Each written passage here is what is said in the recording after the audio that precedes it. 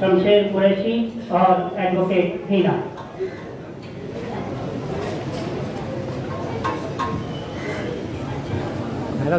सलाम अलैकुम। सबसे पहले मैं आप सब लोगों का शुक्रिया करना चाहूँगा जो आप इतने सुबह संडे के दिन इस प्रोग्राम में शरीक हुए। तो उसके बाद मैं जस्टिस मजिस्ट्रेट साहब हितेंद्र वानी साहब का बहुत शुक्रिया करना चाहूँगा कि इतने इस कोविड सिनेरियो में वो इतनी गुंजान बस्तियों में घूमकर गवर्नमेंट की स्कीम्स को लोगों तक पहुँचाने का एक बड़ा काम कर रहे हैं। ग्लोबल केयर फाउंडेशन जो हमारे साथ जुड़ के इस काम को अंजाम दिया है जिन्होंने, तो मैं उनका भी बहुत शुक्रिया करना चाहूँगा। फिर उसके बाद मैं आपको सबसे इम्पोर्टेंट चीज़ इस प्रोग्राम की बताना चाहूँगा। इस प्रोग्राम में कुरैश नगर पहल और ग्लोबल केयर फाउंडेशन ये दो ऑर्गेनाइजेशंस ने मिलकर एक कोशिश की है, एक पहल की है कि हम गवर्नमेंट स्कीम्स को किस तरह जो बस्तियों में लोग रहते हैं, जो असली हकदार होते हैं, जो ज़रूरतमंद होते हैं, जिन स्कीमों के वो उन तक पहुंच नहीं पाती है, तो उसको वो नॉलेज को, उस तालीम को उस लोगों तक पहुंचाने की एक कोशिश है, एक पहल है। और इस प्रोग्राम का शेड्यूल ऐसा होगा कि सबसे पहले हमारे जो स्पीकर्स हैं Shahnawaz Pathan sir, advocate Shahnawaz Pathan sir, Miraj साहब ग्लोबल फाउंडेशन से, फिर last but not the least magistrate Hitendra Wani साहब आपसे अपनी बातें, आपके सामने अपनी बातें रखेंगे। उसके बाद एक 15 मिनट का हमने सोचा है कि क्वेश्चन एंड आंसर सेशन रखा जाएगा, जिसमें अगर आपको कोई पूरे प्रोग्राम के बाद अगर आपको कोई चीज़ में डाउट होता है, कोई स्कीम के रिलेटेड आपको कोई क्वेश्चन आता है आपके दिमाग में, तो आप डायरेक्टली लोगों से डायरेक्टली आप पूछ सकते हैं। उसके बाद में आधे घंटे के लिए लीगल डेस्क लगाई जाएगी जहाँ पे आप कोई भी लीगल एडवाइस यहाँ से हासिल कर सकते हैं। मैं वापस से आप सबका शुक्रिया करना चाहूँगा कि आपने इस प्रोग्राम में शिरकत की। एडवोकेट हिना। अस्सलाम वालेकुम। और एक्चुअली यहाँ पे जैसे कि इन्होंने कहा कि यहाँ पे दो ग्रुप्स हैं, पहल ग्रुप और एक ग्लोबल फाउंडेशन। एक्चुअली दोनों जन का ये मुद्दा है, कोई भी परमानेंट इसके अंदर जो पहल ग्रुप है इसके अंदर कोई भी परमानेंट मेंबर्स नहीं है। हम लोगों का ये आपसे रिक्वेस्ट है, आप लोग खुद आगे आइए। ऐसा कुछ नहीं है कि जो एजुकेटेड है उन्हीं लोग आएंगे यहाँ इस ग्रुप में। जो भी आगे आना चाहते हैं, जो कुछ करना चाहते हैं अपने कौम के लिए, अपने कसाईवाड़ी के लिए, वो लोग अपना खुद से इनिशिएटिव दें, इस ग्रुप से कांटेक्ट करें और अपना जो सारी चीजें हैं इसके अंदर कसाईवाड़ी में प्रॉब्लम्स है वो सारी प्रॉब्लम्स डिस्कस करें और आगे आए। प्रॉब्लम के लिए हम लोग हल निकालने की कोशिश करेंगे। पहल ग्रुप का एक और मेन मुद्दा है, कोई उम्मत का डेवलपमेंट नहीं चाहता है। हम लोगों का बस ये इनिशिएटिव है कि कुरैश नगर में जितने भी लोग रहते हैं, चाहे मुस्लिम हो चाहे गैर मुस्लिम, सब लोग आगे बढ़े, साथ ही साथ कुरैश नगर को आगे लेकर के बढ़े। क्यों? क्योंकि जो अभी कुरैश नगर की अभी जो स्टेट है, जो अभी स्टेटस है, वो इतना बेकार है कि मतलब कोई कुरैश नगर को गिनता ही नहीं है। इसलिए हम लोग चाहते हैं सब लोग आगे बढ़े और अवेयरनेस लेके आए कि क्या क्या आपकी लीगल राइट्स है, आप कैसे किससे बात कर सकते हो, आप कौन से ऑफिसर से कैसे डील कर सकते हो। कितने बार ऐसा होता है कि मतलब किसी को भी उठा करके पुलिस वाले लोग लेके चले जाते, कुछ राइट्स कुछ पता नहीं लगती। तो हम लोग आपको अवेयरनेस देना चाहते हैं कि एग्जैक्टली आपके राइट्स लीगली क्या क्या है, आप किस वे में किस ऑफिसर से कैसे डील कर सकते हो।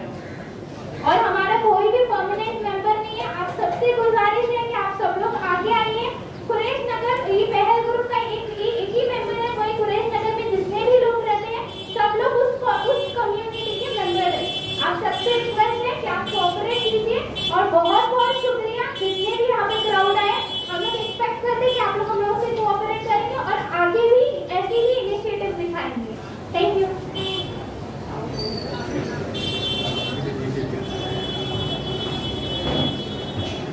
इसके बाद मैं हाली जनाब एडवोकेट शाहनवाज पठान साहब से गुजारिश करूंगा कि वो स्टेज पर तशरीफ लाएं और अपने ख्यालात पेश फरमाएं।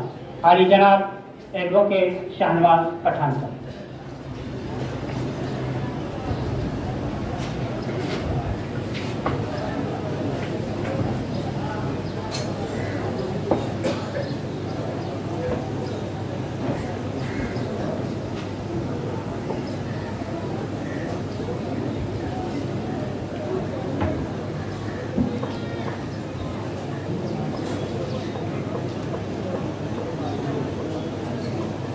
सभी को प्यार भरा सलाम।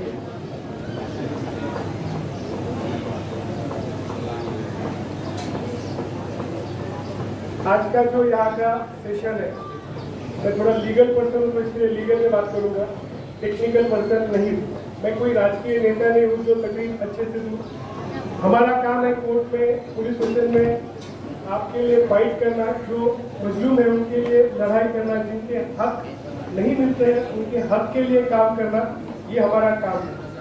तो बोलने में अगर मेरी कुछ मतलब तकरीर देने में जो मैं माहिर होना चाहिए उसमें से माहिर नहीं होते हम लोग बात करने में बहुत माहिर होता है एडवोकेट लोग। तो एडवोकेट हीना जी और कुरेश नगर पहल क्या संस्था का नाम है? कुरेश नगर पहल। ये जो पहल यहाँ पर हुई है, मुझे लगता है ये पहली बार पहल हुई है यहाँ कानूनन, मतलब आपके बस्ती में कोई मैजिस्ट्रेट कानून की जानकारी लेकर खुद आकर आपके सामने दे रहा है, ये पहली बार हो रहा है। सही है गलत? आप लोग इतने सालों से रह रहे हो इस बस्ती को, आज 70-80 साल हुए, काफी साल हुए, तो इस बस्ती में पहली बार ये प्रोग्राम हो रहा है और जाहिर है आपके बहुत सारे सवाल होंगे और आपके बहुत सारे इश्यूज होंगे।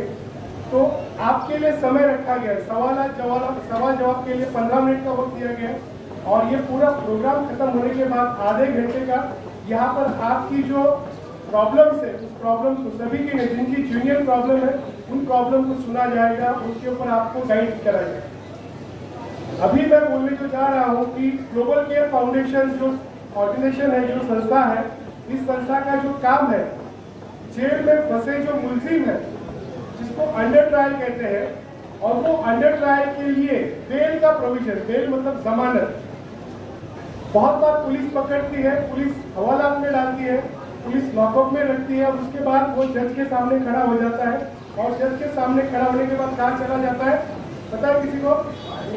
जेल में चला जाता है। तो मुंबई में हमारी कितनी जेलें हैं? 4 जेलें हैं, 5वीं बन गई है। एक बाइकल्ला में है, एक आर्थर रोड में है, एक थाना में है, एक तलोजा में है और एक कल्याण में है।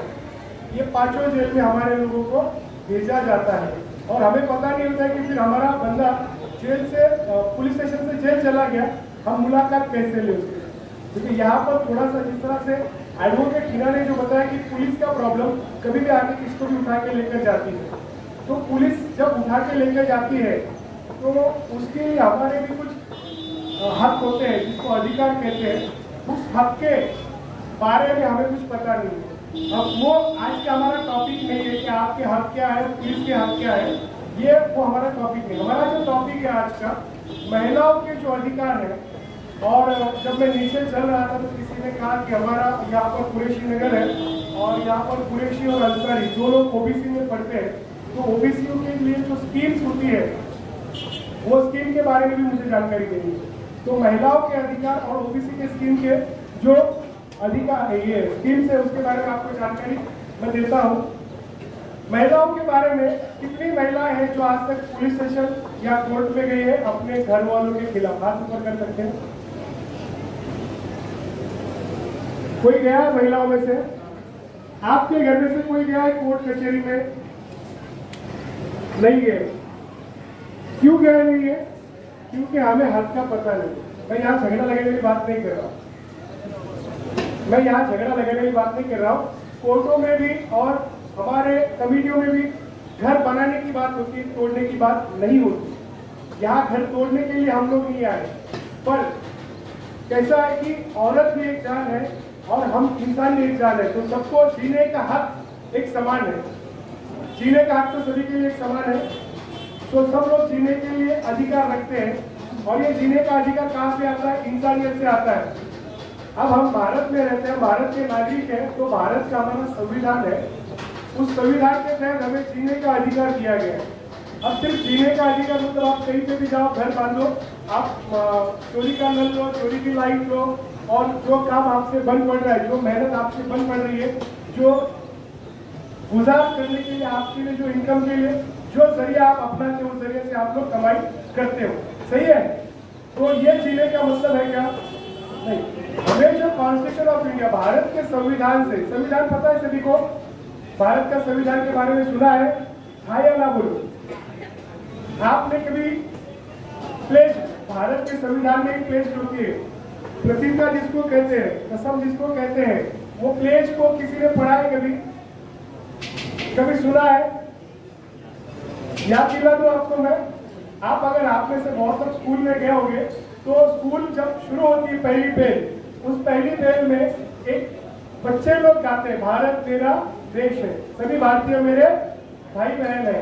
ये हमारे संविधान की कसम है जो हमें सिखाती है कि हमारे समाज में, हमारे भारत में न्याय, समानता और बंधुत्व, जस्टिस, इक्वालिटी एंड ये चीजों के बारे में हमारा कॉन्स्टिट्यूशन ऑफ इंडिया कहता है। जब हम न्याय की बात करते हैं तो न्याय सभी के लिए बराबर होता है, न्याय किसी के लिए कम, किसी के लिए ज्यादा नहीं होता है।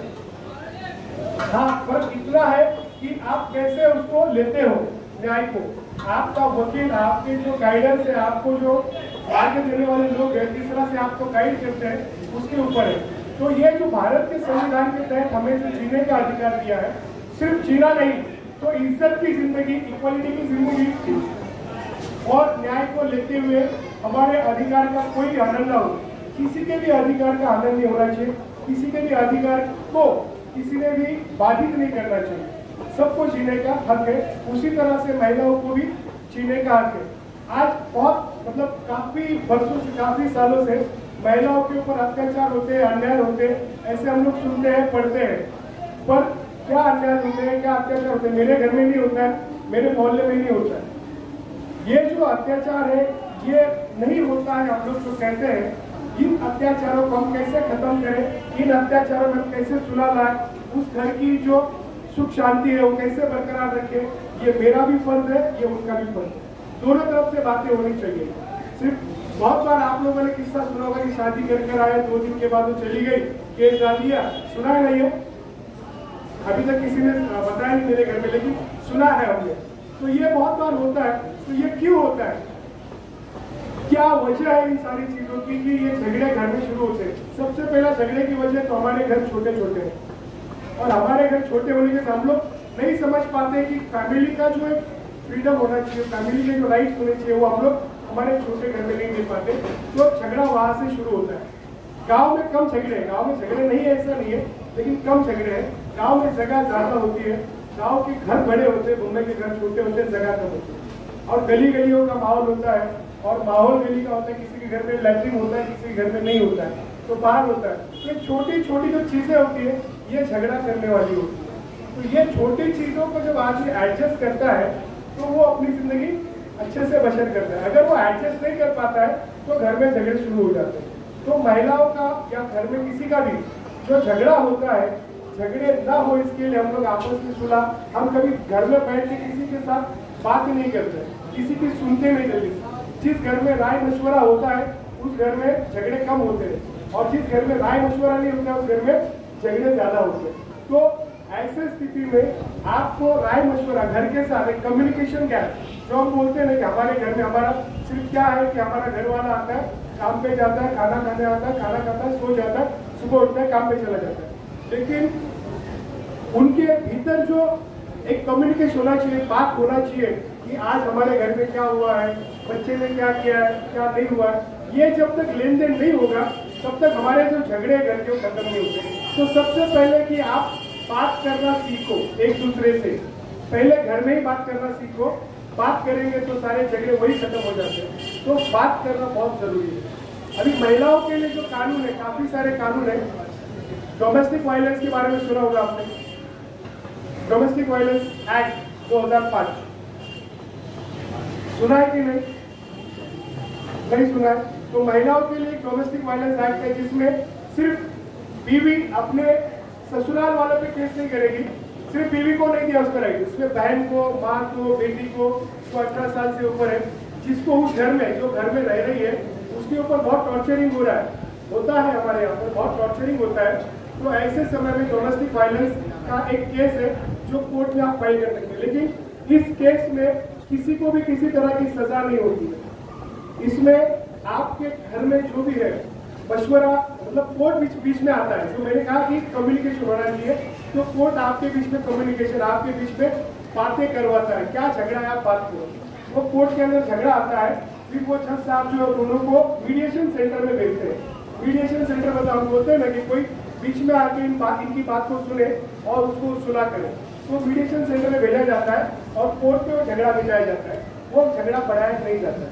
तो सबसे पहले जड़ क्या है कि हमारा कम्युनिकेशन गैप, हमें आपस में जो बातें होनी चाहिए घर में वो नहीं होती, फिर हम कोर्ट में जाके बातें करते हैं, तो कम्युनिकेशन गैप खत्म हो जाता है और वो झगड़ा खत्म होकर केस खत्म हो जाता है। ये कौटुंबिक जो बोलते हैं हम लोग डोमेस्टिक वायलेंस एक्ट जो है वो एक्ट के तहत इस तरह से कोर्ट में मिलता है।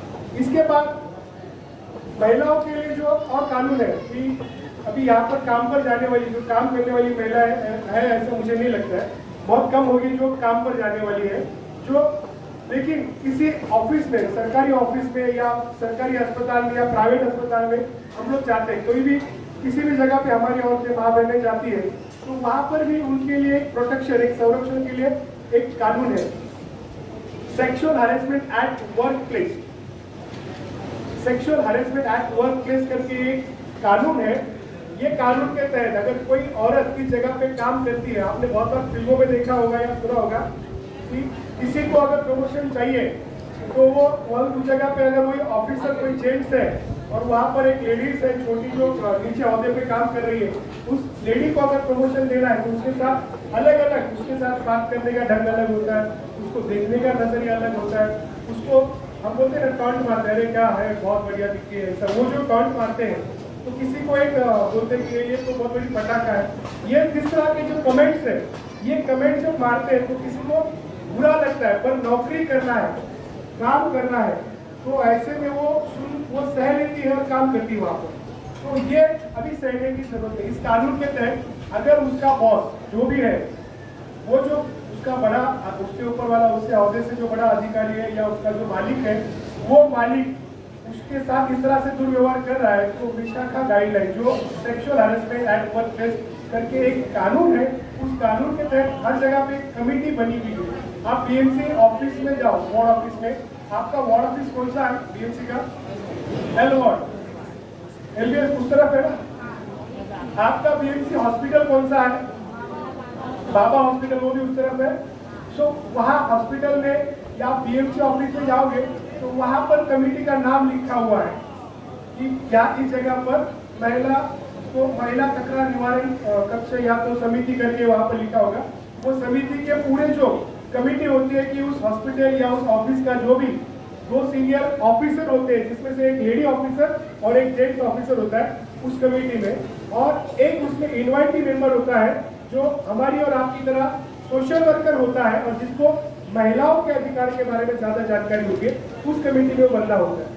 तो अगर आपके साथ हॉस्पिटल में अगर कुछ ऐसा दुर्व्यवहार होता है या आपके काम की जगह पे दुर्व्यवहार होता है महिलाओं के साथ, तो उस कमेटी के पास जाके आपको कंप्लेंट करनी होती है कि फलाना अधिकारी ने मेरे साथ इस तरह से दुर्व्यवहार किया, मुझे तो अच्छा नहीं लगा है, और जिससे मेरे जो बोलते हैं ना, मेरी इज्जत को थोड़ा सा ठेस लग रही है, तो मुझे वो ठीक नहीं लग रहा है, तो वो कंप्लेंट लेकर वहाँ जाती है और वो कंप्लेंट की सुनवाई वहाँ पर होती है। वो कमेटी दोनों बाजू की बातें सुनती है और दोनों बाजू की बात सुनकर उसके ऊपर वो लोग अपना एक फैसला देते हैं, ये जो कंप्लेंट किया है सही कंप्लेंट है या गलत कंप्लेंट है। इसके वो देखने के बाद, उसके फैसले होने के बाद उससे आपको लगता है, मतलब उसको वहाँ से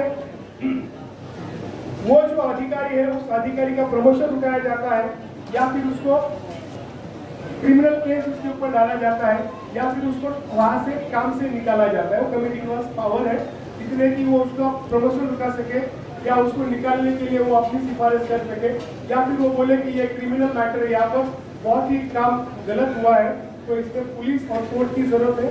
तो वैसे टाइम में वो रिकमेंड करते हैं कि आप उसको कोर्ट में भेजें या पुलिस स्टेशन में भेजें। तो वहाँ पर वो कमेटी का काम शुरू होता है और कमेटी वहाँ पे पूरा वो हैंड ओवर करके अपना हमारे मुंबई डिस्ट्रिक्ट लीगल अथॉरिटी के सेक्रेटरी माननीय साहब जितेंद्र वाणी सर आए हैं, इनका सब लोग पहले से स्वागत किया।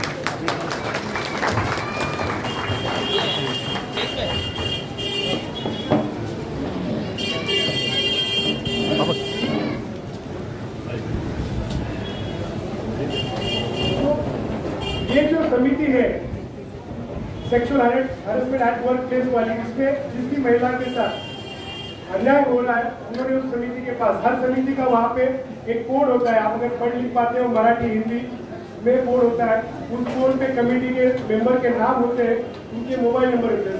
ज़्यादातर ये अपने बीएमसी ऑफिस, बोर्ड ऑफिस में होते हैं, तो बीएमसी हॉस्पिटल जहाँ पर सरकारी ऑफिसर से वहाँ पर उस कमेटी का बोर्ड लिखा होता है। आप वो लिखा हुआ बोर्ड को पढ़ें, उसके ऊपर कमेटी के मेंबर के नाम और मोबाइल नंबर होते हैं, उसके ऊपर से आप उनको कॉन्टेक्ट करके आपकी कंप्लेंट आप वहाँ पर दर्ज कर सकते हैं।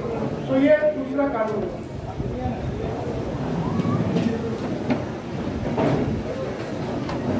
महिलाओं के लिए, और ये सब कानून है, इसके साथ महिलाओं के लिए और भी स्कीम है जो सरकार हमारी चलाती है।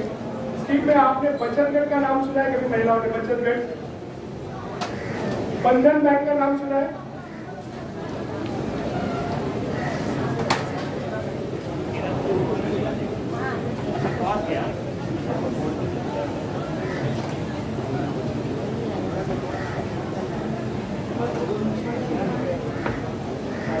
बचत गट का नाम नहीं सुना है? बंधन बैंक का नाम सुना है? कितने लोगों ने? हाथ ऊपर करो। आप लोगों ने लोन लिया बंधन बैंक से, पर सुना है, नाम सुना है? ठीक है। बंधन बैंक का क्या काम है? वो 4 या 5 महिलाओं को इकट्ठा बुलाती है और उनको अपने कुछ खुद का एक रोजगार शुरू करने के लिए वो लोग पैसे देते हैं लोन पर, जिसका ब्याज कम होता है और हफ्ते कम होते हैं, इंस्टॉलमेंट जो होता है कम होता है, या तो रोजमर्रा पे पैसे डेली बेसिस पे दिएगा या महीने में एक बार देगा। तो ये बंधन बैंक उस तरह से ये माइक्रो फाइनेंस की एक बैंक है।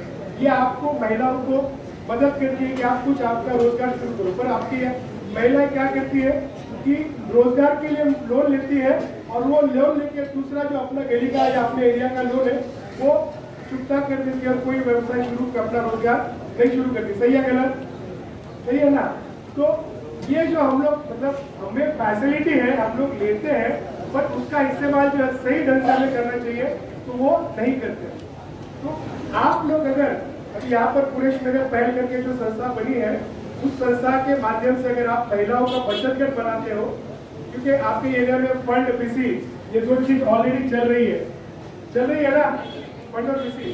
तो ये फंड पीसी का जो किस तरह से होता है, फंड बोलेंगे तो उसमें वो ब्याज पर पैसा देना, जो भी लेना वो फंड वाले करते हैं, लेकिन पीसी जो है उसमें आप लोग पैसे रखते हो, उसमें ब्याज वगैरह कुछ नहीं होता है। पैसे आप भरते हो, 10 लोग एक साथ आते हो, चिट्ठी उड़ाते हो, जिसका नंबर लेके वो पैसा लेता है, और जो पैसा नहीं लेता बाद में उसका नंबर आगे आते रहता है। ये इस तरह से होता है। उसके बाद फिर और एक होता है कि महिलाओं का, ये भी जनवरी मतलब उसको क्या बोलेंगे हम लोग, पैसा जमा करते हैं और फिर रुक के देते हैं पैसा कम ब्याज पे, और साल में पूरा खत्म कर देते हैं। क्या बोलते हैं उसको? फंड है, पीसी, और क्या है? और कुछ चलाते हो महिला आप लोग? कुछ चलेगा, बहुत कुछ चलता है वहाँ पर, मतलब वो अपने ही बदले। लेकिन ये जो चीजें आप चला रहे हो, इस चलाने को लिए अगर आप ये फंड पीसी जो चला रहे हो, इसको बंद करो, उसको फंड या किसी का नाम ना देते हुए उससे बचत गट का नाम दो। बचत गट का नाम देने से आपको गवर्नमेंट की स्कीम है, वो स्कीम का आपको बहुत सारा फायदा मिलेगा। 10 महिला इकट्ठा, कम से कम 10 महिला इकट्ठा आना चाहिए, और उन 10 महिलाओं ने हर महीने में कुछ अमाउंट 100 रुपया, कम से कम 100 रुपया, उससे ज़्यादा जितना जम सके उसका जमा है, वो हर महीने में जमा करें, और उसका एक बैंक पे बाकायदा अकाउंट खोले। बैंक वाले आपको, सरकारी बैंक ये अकाउंट खोलने के लिए आपको पूरा मदद करती है, और बचत गट के नाम से आप अकाउंट खोलोगे 3 लोगों के नाम से। वो अकाउंट खोलने के बाद वो आपका जो बचत गट है, जिस तरह से चल रहा है महिलाओं का, उस चलने के ऊपर आपको बैंक सामने से भी बोलेगा, या आप खुद बैंक में जाके बोलो कि हमें कुछ एक रोजगार शुरू करना है, उसके लिए लोन चाहिए, तो वो लोन आपको सब्सिडी के माध्यम से कम ब्याज में आपको लोन मिलता है। तो ये फैसिलिटी जो है बचत गट के लिए, बहुत सारी फैसिलिटी अपने महानगर पालिका में है, महाराष्ट्र गवर्नमेंट की तरफ से है, केंद्र शासन की तरफ से है। ये स्कीमों का फायदा हम हमारे बचत गट के लिए ले सकते हैं। तो अभी अगली बार अगर आप कोई भी बैंक से लोन लें, या फिर आप बचत गट बनाए, फंड बनाए या किसी बनाए, वो न बनाते हुए बचत गट बनाए, और बचत गट बना के आप आपका रोजगार आपके लिए, लेकिन आपके बेटे के लिए, आपके शोहर के लिए, आपके भाई के लिए, आपके खुद के लिए। आपने बम्बई में देखा होगा एक काली रंग का रिक्शा चल रहा है, देखा है, जिसमें आप ड्राइवर औरतें हैं, देखा है आप लोगों ने? है ना। तो अभी औरतें कहीं पर भी कम नहीं है, औरतें बराबर से चल रही है, क्योंकि रोजगार का साधन सभी को मिल रहा है, किसी को नहीं मिल रहा है। तो जिसको मिल रहा है उससे लेना चाहिए। तो औरतें रिक्शा चला रही है, मेहनत कर रही है, औरतें ट्रेन चला रही है, औरतें प्लेन चला रही है। तो हमें ऐसा नहीं कहना चाहिए कि औरतें सिर्फ चूल्हा और घर चला रही है। औरतें वो चूल्हा और घर चलाते साथ हमारे लिए भी दुनियादारी का काम भी कर रही है। तो ये हक की जो बातें हैं महिलाओं के हक के बारे में हमने जो बात की, अभी जो दूसरा जो टॉपिक है थोड़ी देर पहले जो शुरू हुआ था आपका, तो यहाँ पर आपके एरिया में ओबीसी का सर्टिफिकेट है सभी के पास? नहीं है, बनाया नहीं। कितने लोगों के पास है वो लोग हाथ ऊपर करें? है। और नहीं है, काफी लोग हैं, लेकिन सभी ओबीसी में बैठते हैं क्या? सभी कुरैशी अंसारी है यहाँ पर बैठे हुए? नहीं है, होंगे जितने होंगे। तो ओबीसी का कास्ट सर्टिफिकेट कैसे बनता है, या फिर कोई स्कीम गवर्नमेंट के हम लेने के लिए क्या क्या डॉक्यूमेंट्स की जरूरत पड़ती है और कौन कौन से ऑफिस में हमें जाना होता है। ओबीसी का जो कास्ट सर्टिफिकेट होता है उसके लिए आपको अर्जी करनी पड़ती है। अर्जी के साथ आपको आपका आप अगर स्कूल में गए हो या आपका बर्थ सर्टिफिकेट है, लिविंग सर्टिफिकेट, बर्थ सर्टिफिकेट है, और आपके खानदान में आपके ब्लड रिलेशन में किसी एक का अगर सर्टिफिकेट है, किसी एक का ओबीसी सर्टिफिकेट है, तो उसकी जरूरत देनी होती है। आपको एक एप्लीकेशन देनी होती है। उस एप्लीकेशन में आपका खानदान का फैमिली ट्री, अभी आपके बच्चे इंग्लिश मीडियम में जाते होंगे तो फैमिली ट्री करके उनको एक आता है, तो फोटो वगैरह लगाते हैं, उस तरह से आपको फैमिली ट्री बनाना होता है। और जिस फैमिली से, जिस रिश्तेदार का हमने वो सर्टिफिकेट लगाया होता है, तो उसको मेंशन करना होता है कि इस बंदे का हमारे पास एक कास्ट सर्टिफिकेट है और इसके हम रिश्तेदार हैं, तो हमें भी मिलना चाहिए। तो वो कास्ट का सर्टिफिकेट मिलता है, और मिलने के बाद आपको ओबीसी के लिए भी स्कीम्स है, गवर्नमेंट जॉब के लिए है सबसे पहले। उसके बाद आपके एजुकेशन के लिए, लड़कियों के लड़के के एजुकेशन के लिए उसमें सहूलत है। आपको कम कैश में या फिर बहुत सहूलत के तहत आपको लोन मिलता है बच्चों के लिए, क्योंकि आज की पढ़ाई बहुत महंगी पढ़ाई है, बगैर लोन लिए हमारी पढ़ाई नहीं होती है। तो लोन के लिए वो आपको बहुत मददगार होती है आपको सर्टिफिकेट, उसके तहत आपको लोन मिलेगा। एजुकेशन, रोजगार, नौकरी और आगे की पढ़ाई, आईएएस ऑफिसर बनना है, आईपीएस ऑफिसर बनना है, गवर्नमेंट ऑफिसर बनना है, उसकी ट्रेनिंग होती है, उसके एंट्रेंस एग्जाम होते हैं। तो वो एग्जाम्स के लिए, वो ट्रेनिंग के लिए भी आपको वहाँ पर सहूलत मिलती है, और आपको उसमें कैटेगरी मिले, आपको मतलब सबको जो उस कैटेगरी में आता है उनको वो मिलती है। ये ओबीसी के लिए हुआ। साथ में ही मुस्लिमों के लिए कोई स्कीम है, पता है आपको? गवर्नमेंट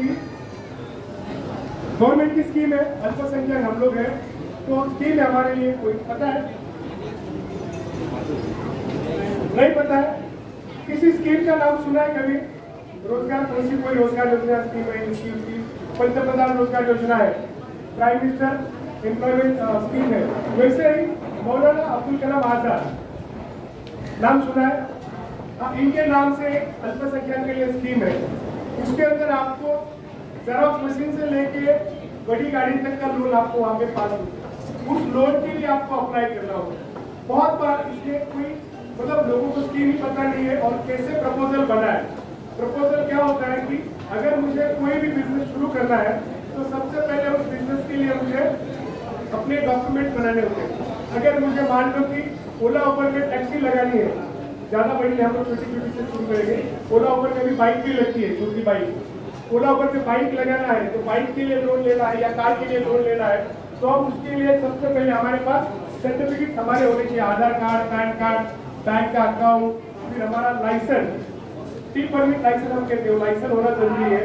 तो टी परमिट का लाइसेंस और हमारा प्रपोजल कि मैं ये गाड़ी लेकर किस तरह से चलाने वाला हूँ, एक छोटा सा प्रपोजल होता है कि मैं ये गाड़ी बना कर लेकर ओला उबर पे डालने वाला हूँ, ओला उबर पे चला के दिन में कम से कम 1000-2000 रुपये कमाऊंगा, जिसमें से गैस का, पेट्रोल का पैसा इतना जाएगा, इतनी बचत होगी, और ये बचत में से मैं बैंक का जो लोन है वो लोन के कुछ कम पैसे, उसमें सब्सिडी लोन होता है, तो उसके हफ्ते में वहाँ पे भरूंगा और अपना गुजारा उसमें से करूंगा। इस तरह से एक छोटा सा प्रपोजल होता है, वो आपको देना होता है। ये देकर आपको आपके काम को शुरू करना होता है। वो बैंक के पास जाकर आपके देना होता है। पहले तो मौलाना अब्दुल जो हमारे अल्पसंख्यक का जो ऑफिस है स्कीम का, रोजगार का, वो किसी को पता है कहाँ पर है? सर बोलिए। ओल्ड कस्टम ऑफिस, वहाँ पर बैरक का ऑफिस है, वहाँ पे ओल्ड कस्टम के बगल में वहाँ बैरक है छोटी छोटी, वहाँ पर सभी एम्प्लॉयमेंट एक्सचेंज का ऑफिस है, राजीव गांधी योजना का ऑफिस है, महात्मा फुले का ऑफिस है, ओबीसी का ऑफिस है। आप ओबीसी हो तो ओबीसी के लिए कौन सी स्कीम है? महात्मा फुले रोजगार हमी योजना करती है, उसमें आप लोग फिट होते हो, या फिर आप मौलाना आजम से भी आप डाल सकते हो। तो दो स्कीम है, हमें उसका हम लोग फायदा ले सकते हैं। सो ये जो स्कीमें है, ये स्कीम लेकर हम जो हमारी पढ़ाई रोजगार आदमी पढ़ता है रोजगार के लिए, अगर रोजगार बराबर नहीं कर पाएगा तो उस पढ़ाई का मायने या ट्रेनिंग का मायने कुछ नहीं होता है। तो रोजगार के लिए हमें ठीक ढंग से हमारे बच्चों को भी पढ़ाना है। कुछ आज के मतलब पहले एक जमाना था कि टीचर की बहुत वैल्यू होती थी, तो सब लोग बीएड करवाते थे। हम लोग फिर बीएड में सब चले जाते हैं। कोई बच्चे कॉमर्स में गए तो सारे बच्चे कॉमर्स में जाते हैं। ये हमारा ये होता है। तो हमें थोड़ा सा देखना है कि आने वाला वक्त किस तरह की पढ़ाई चाहता है, इसके बारे में थोड़ा हम लोग आपस में, जैसे आज ये प्रोग्राम रखा है वैसे एजुकेशन अवेयरनेस में प्रोग्राम रखें, और आने वाले भविष्य में कौन से पढ़ाई को महत्व ज़्यादा है उसको थोड़ा सा देखो, सुनो, और उस तरह से अपने बच्चों को उस पढ़ाई के रास्ते पे डाल दो, और ताकि हमारे बच्चे जो है पढ़ लिख कर कम से कम नौकरी नहीं तो कम से कम खुद का एक बिजनेस शुरू करें। पढ़ाई में सिर्फ ये नहीं होता है कि स्कूल की पढ़ाई में आपका होता है वेल्डर होता है, ब्रिज होता है, ये जो इसमें टेक्निकल स्कूली दोनों पढ़ाई आती है। तो ये सारी पढ़ाई का आपको आपके बच्चों को देना बहुत जरूरी है, और वो देने के बाद आपके बच्चे जो है, जो आपको लगता है कि हमारा बच्चा नाके पे खड़ा होता है या घूमते रहता है या किसी गलत संगत में जाता है, और गलत संगत में जाने के बाद कुछ वहाँ पर घटना होती है, कुछ गड़बड़ होती है, तो हमारा बच्चा वहाँ पे फंस जाता है। तो ये बच्चा हमारा फंसे ना, हमारा बच्चा जो है अच्छे काम पे चले और अच्छा बने, उसके लिए हम लोग पढ़ाई को थोड़ा इम्पोर्टेंट देना चाहिए। स्कूली पढ़ाई और ट्रेनिंग की पढ़ाई, दीनी पढ़ाई तो हम देते हैं, दीनी पढ़ाई के साथ स्कूल की ट्रेनिंग होनी चाहिए। स्कूल के ट्रेनिंग के साथ उसको जो हुनर है, उस हुनर को एक सर्टिफिकेट होना जरूरी है। हमारे यहाँ पर के बच्चों को बहुत अच्छा हुनर है, किसी को वेल्डिंग का काम अच्छा आता है, किसी को और बहुत कुछ काम अच्छा आता है, लेकिन सर्टिफिकेट न होने की वजह से वो अपना धंधा या अपना दुकान या फिर बाहर जाना या जॉब पे लगना, उसके लिए वो कैपेबल नहीं होता है। सही है? सो सर्टिफिकेट कहाँ से मिलाना है, कैसे मिलाना है, ऐसे भी प्रोग्राम आप लोग यहाँ पर रख सकते हो। और ये जो आपके यहाँ पर कुरेश नगर पहल करके जो और संस्था है, उस माध्यम से आप बोलो उनको कि ऐसे ऐसे छोटे छोटे प्रोग्राम यहाँ पर लगाए, और वो प्रोग्राम लगाकर अपने आने वाले जो जवान है उन जवानों को दीनी, स्कूली और अपनी हुनर की पढ़ाई के बारे में जानकारी दे, और ये जानकारी देके अपनी जो मोहल्ला है, अपना जो इलाका है, अपना जो देश है, इस देश को और अपने घर को मजबूत बनाने के लिए ये पहल कुरेश नगर के लोगों ने करना चाहिए। इसी के साथ सभी का मैं शुक्रिया अदा करता हूँ। मैं गुजारिश करता हूँ।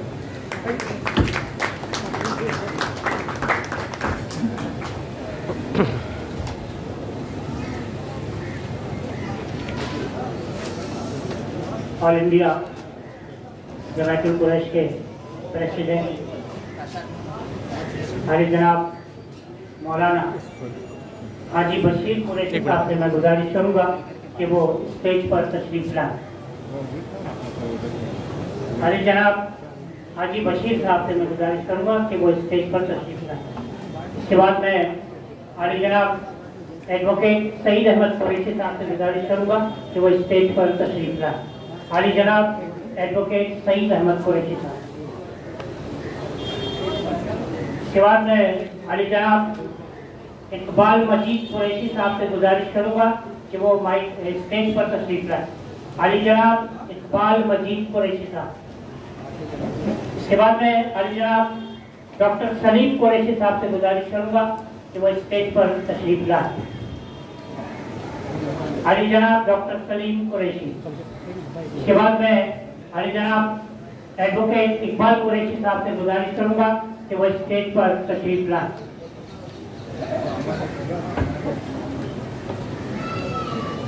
अली जनाब साबिर हुसैन कुरैशी साहब से गुजारिश करूंगा कि वो स्टेज पर तशरीफ लाएं।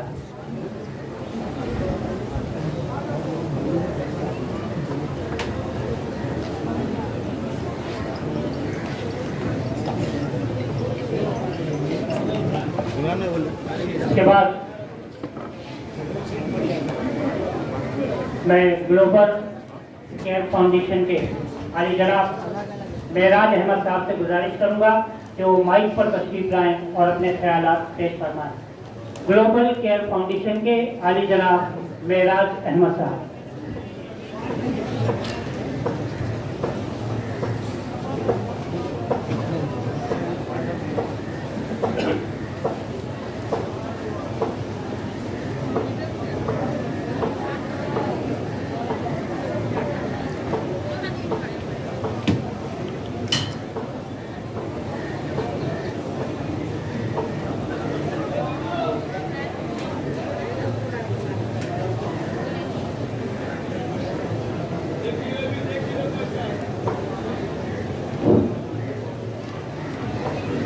अस्सलामुअलैकुम वरहमतुल्लाहि वबरकातुहू।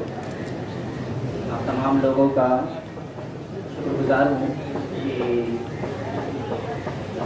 आप सभी लोगों ने संडे के दिन वक्त निकाल करके इस लीगल अवेयरनेस प्रोग्राम में शामिल हुए। डाइस पे बैठे तमाम जिम्मेदार का भी शुक्रगुजार हूँ कि संडे के रोज़ छुट्टी का दिन है और गवर्नमेंट स्टाफ अगर कुरैश नगर में मौजूद है तो ये अपने आप में बड़ी बात है। तो आप सभी का शुक्रगुजार हूँ कि आप लोगों ने वक्त दिया।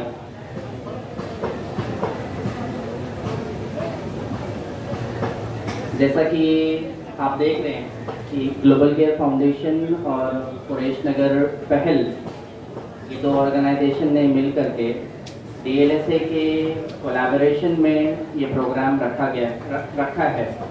तो in behalf of Global Care Foundation मैं DCF काम क्या करता है वो आपको शॉर्ट में इंशाल्लाह मुख्तसर में बताने की कोशिश करूँगा। गुज़िश्ता कई सालों से लीगल एड और लीगल गाइडेंस के प्रोजेक्ट पे ग्लोबल केयर फाउंडेशन अल्हम्दुलिल्लाह काम कर रहा है। जेलों में जो नॉन हैबिचुअल अंडर ट्रायल्स होते हैं, जो फर्स्ट टाइम ऑफेंडर्स होते हैं, जिनके कोर्ट से ऑनरेबल कोर्ट से बेल ग्रांट हो चुके हैं, जामीन हो चुकी है, लेकिन गरीबी की वजह से, तंगदस्ती की वजह से और मालूमात ना होने की बिना पे वो सालों साल जेल में रह जाते हैं। ऐसे भी लोग हैं जो घर के कमाने वाले होते हैं और उनके जेल जाने के बाद उनका घर का हाल जो बेहाल हो जाता है। घर की औरतें, बच्चे जो हैं वो दर बदर की ठोकरें खाते हैं और उनका पुरसाने हाल कोई नहीं होता। कई सारी दिक्कतें, कई सारी परेशानियों का सामना करना पड़ता है। तो ऐसे नॉन हैबिचुअल अंडर ट्रायल्स को वेरीफाई करके, जेल में उनसे पर्सनली मुलाकात करके और उनके केसेस को वेरीफाई करके अल्हम्दुलिल्लाह उनको छुड़ाने का काम किया जाता है। गुज़िश्ता 3 सालों में तकरीबन 202 से ज़ायद लोगों को अल्हम्दुलिल्लाह ग्लोबल केयर फाउंडेशन के जानिब से रिहा कराया गया है। DCF की दूसरी एक्टिविटी लीगल एड क्लिनिक है, जहाँ पे जो लोग एडवोकेट को बेयर नहीं कर पाते, उनके एक्सपेंसेस और उनकी फ़ीस बेयर नहीं कर पाते, या फिर कई सारे मामला होते हैं जिनमें उनको प्रॉपर गाइडेंस नहीं होती, कोई प्रॉपर रहनुमा नहीं मिल पाता, या फिर अगर मिलता है तो फिर वो पैसे वाले थोड़े से मामला ज़्यादा होते हैं। सो ऐसे केसेस में जो लीगली परेशान है उनको मुफ्त कानूनी सलाह फराहम करना, ये भी ग्लोबल केयर फाउंडेशन का सेकंड और मेन इम्पॉर्टेंट काम है। तीसरा, लीगल अवेयरनेस का ऐसे जो सेशंस अभी आप देख रहे हैं, ऐसे कई सारे सेशंस मुंबई और उसके एतराफ़ में हम कंडक्ट करते हैं ताकि लोग कानून और उसकी फैसिलिटीज़ क्या है उसके बारे में मालूम पड़े और गवर्नमेंट की स्कीम्स क्या है उसके बारे में मालूम पड़े और वो उससे फ़ायदा उठा सकें। क्या होता है कि हमें इल्म नहीं होता, लाइल्मी में हम कई सारी चीज़ों के शिकार हो जाते हैं। लीगल क्या है, इनलीगल क्या है, हमको मालूम नहीं होता। पुलिस स्टेशन में अगर FIR फाइल करनी है तो उसका तरीका मालूम नहीं है, NC क्या होती है वो नहीं मालूम, कॉग्निजेबल ऑफेंस क्या है, नॉन कॉग्निजेबल ऑफेंस क्या है वो भी नहीं पता, बेलेबल ऑफेंस कौन से होते हैं, नॉन बेलेबल ऑफेंस कौन से होते हैं वो हमें नहीं पता। कई सारी चीज़ें हम जज्बात में आकर के कर देते हैं और वो जज्बात जो है वो हमको लीगल से इनलीगल की तरफ लेकर के चला जाता है।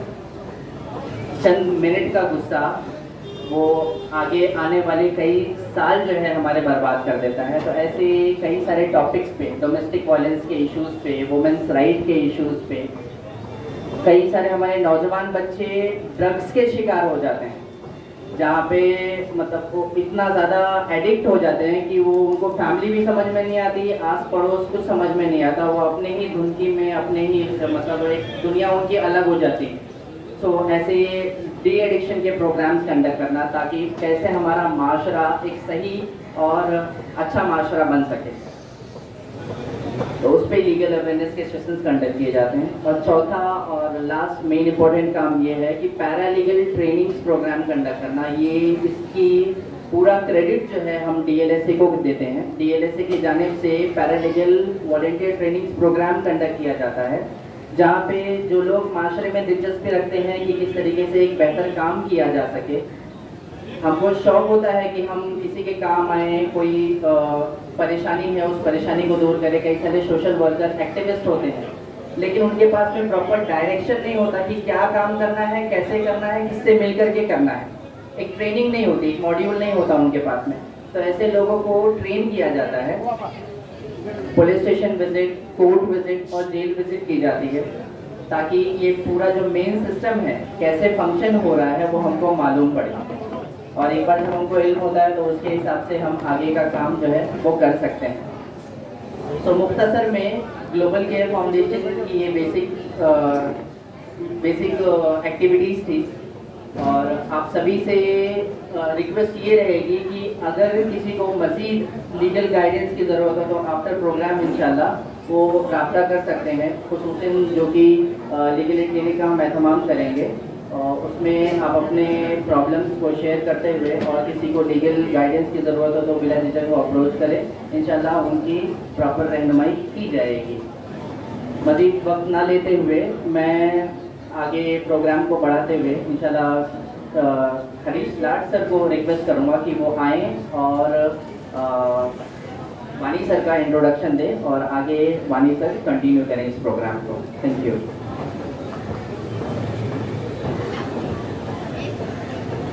धन्यवाद जय हेमंत सर।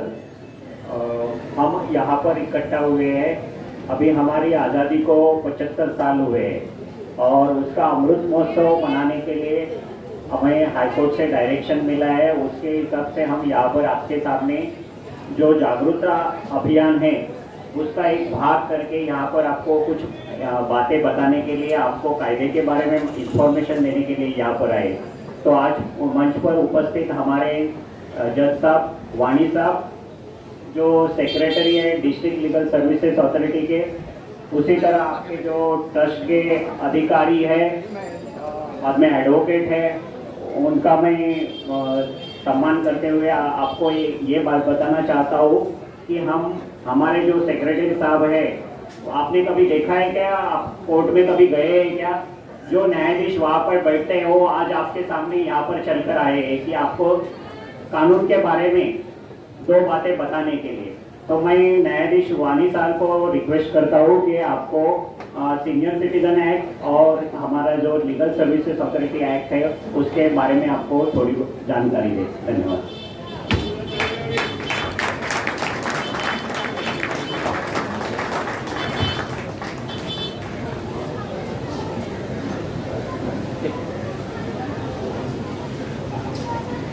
मंच पर उपस्थित सारे मान्यवर, मेरे सामने बैठे हुए सारे गणमान्य व्यक्ति, अस्सलाम वालेकुम, आदाब, नमस्कार।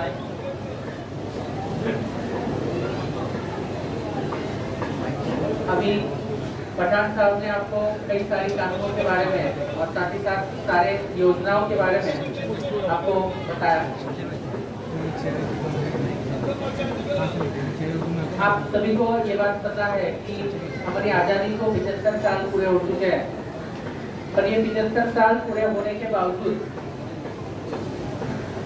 हम लोगों में कानूनी जानकारी का अभाव है। हमारे अधिकारों के बारे में हमें अभी भी नहीं पता और समाज में जो भी गरीब प्रवर्ग के लोग हैं, पिछड़े प्रवर्ग के लोग हैं, कमजोर जो भी घटक है, जिन्हें हम अंग्रेजी में मार्जिनलाइज्ड और वीकर सेक्शन ऑफ सोसाइटी कहते हैं, उनको उनके अधिकार के बारे में, कानूनों के बारे में, उसके बारे में जो भी कानून बनाया है उसके बारे में पता नहीं होने की वजह से उनका शोषण हो रहा है। और इसे दूर करने के नाते डिस्ट्रिक्ट लीगल सर्विसेज अथॉरिटी समय समय पर कानूनी जागरूकता शिविरों का आयोजन करता है और उसी के तहत आज भी शिविर का आयोजन यहाँ पे किया गया है। पठान साहब ने आपको कई सारे कानूनों के बारे में और योजनाओं के बारे में बताया। एक जो भी कानून वरिष्ठ नागरिकों के लिए है उसके बारे में मैं आप सभी को यहाँ पे अवगत कराना चाहूँगा। कई समय से आप सबको सुन रहे हैं तो हम थोड़ा हल्की बातें करते हैं। पिक्चर सब लोग देखते होंगे, टीवी देखते होंगे, देखा है। मैं मराठी में एक पिक्चर था, शायद किसी ने देखा होगा या नहीं देखा होगा। किसी ने अगर देखा होगा, सुना होगा डायलॉग, तो पिक्चर का नाम आप बताइएगा, मैं सिर्फ डायलॉग बोलता हूँ, चलेगा? कोई घर देता का घर, सुना है किसी ने? कौन सा पिक्चर था मराठी, कुछ बता सकते हो? नहीं देखा, बोलिए बोलिए। नट सम्राट, करेक्ट, बराबर। वो पिक्चर काय के ऊपर था, ये भी आप लोगों ने जिन्होंने देखा है उनको याद आया होगा। सुप्रसिद्ध सिने अभिनेता नाना पाटेकर जी का वो मूवी था। उस मूवी में ये बताया गया था कि एक मजा हुआ कलाकार, एक बहुत बड़ा अभिनेता, एक्टर, अपनी जिंदगी में बहुत पैसा कमाता है और जिंदगी में इतना पैसा कमाने के बाद में, बहुत नाम कमाने के बाद में, उसके बुढ़ापे में वो सोचता है कि मुझे अभी इन सब चीजों की जरूरत नहीं है, मैं मेरी सारी प्रॉपर्टी मेरे बच्चों के नाम कर देता हूँ, सारा पैसा उनको दे देता हूँ, मुझे तो सिर्फ घर के अंदर रह के शांति से जिंदगी जीना है। वो क्या करता है वो एक्टर, उस कहानी का एक पहलू मैं बता रहा हूँ। वो अपने बच्चों को नाम पे सारी प्रॉपर्टी कर देता है, सारा बैंक बैलेंस उनके नाम पे कर देता है और उनको बोलता है कि मुझे सिर्फ संभालो, मुझे और कुछ नहीं चाहिए। पर होता ऐसा है कि बच्चे उन्हें संभालने के बजाय उनकी सारी प्रॉपर्टी तो खुशी खुशी ले लेते हैं, पर उन्हें कहीं पे रखते नहीं है। उन्हें इतना तंग किया जाता है कि आखिरकार उनको घर छोड़ने पे वो मजबूर हो जाते हैं और घर छोड़ने के बाद में रास्ते पे आना पड़ता है। जिस आदमी ने इतना नाम कमाया, इतना पैसा कमाया, उसको रहने के लिए आखिरी में घर नहीं मिलता और फिर बाद में वो कहता है कि कोई घर देता का घर, क्या कोई मुझे घर दे सकता है या क्या? तो ये परिस्थिति क्यों आती है, उसकी कई सारी वजह है। हम देखते हैं कि बम्बई में पहले से ही रहने के लिए जगह कम है। बम्बई ऐसे नहीं बढ़ती, बम्बई ऐसे बढ़ रही है। ऊंचा जा सकता है, लंबा नहीं जा सकता। उसके पीछे जगह कम है, रिसोर्सेस कम है, घर में रहने वाले सदस्यों की संख्या ज्यादा है, थोड़ा बहुत लोभ की भावना भी कई बार कुटुंब के सदस्यों के मन में रहती है। ऐसी कई सारे वजह होने की वजह से जो भी घर में ज्येष्ठ नागरिक रहते हैं उन्हें दिक्कतों का सामना करना पड़ता है और उसी के चलते उनकी दिक्कतें दूर करने के लिए और उनको उनकी जिंदगी में आखिरी समय में तकलीफ ना हो, ये देखते हुए हमारे सरकार ने, हमारे संसद ने कई सारे कानूनों का निर्माण किया, जिसमें सबसे पहले उन्हें मेंटेनेंस प्राप्त करने का अधिकार फौजदारी प्रक्रिया संहिता में कलम 125 के तहत दिया गया। उस कानून के तहत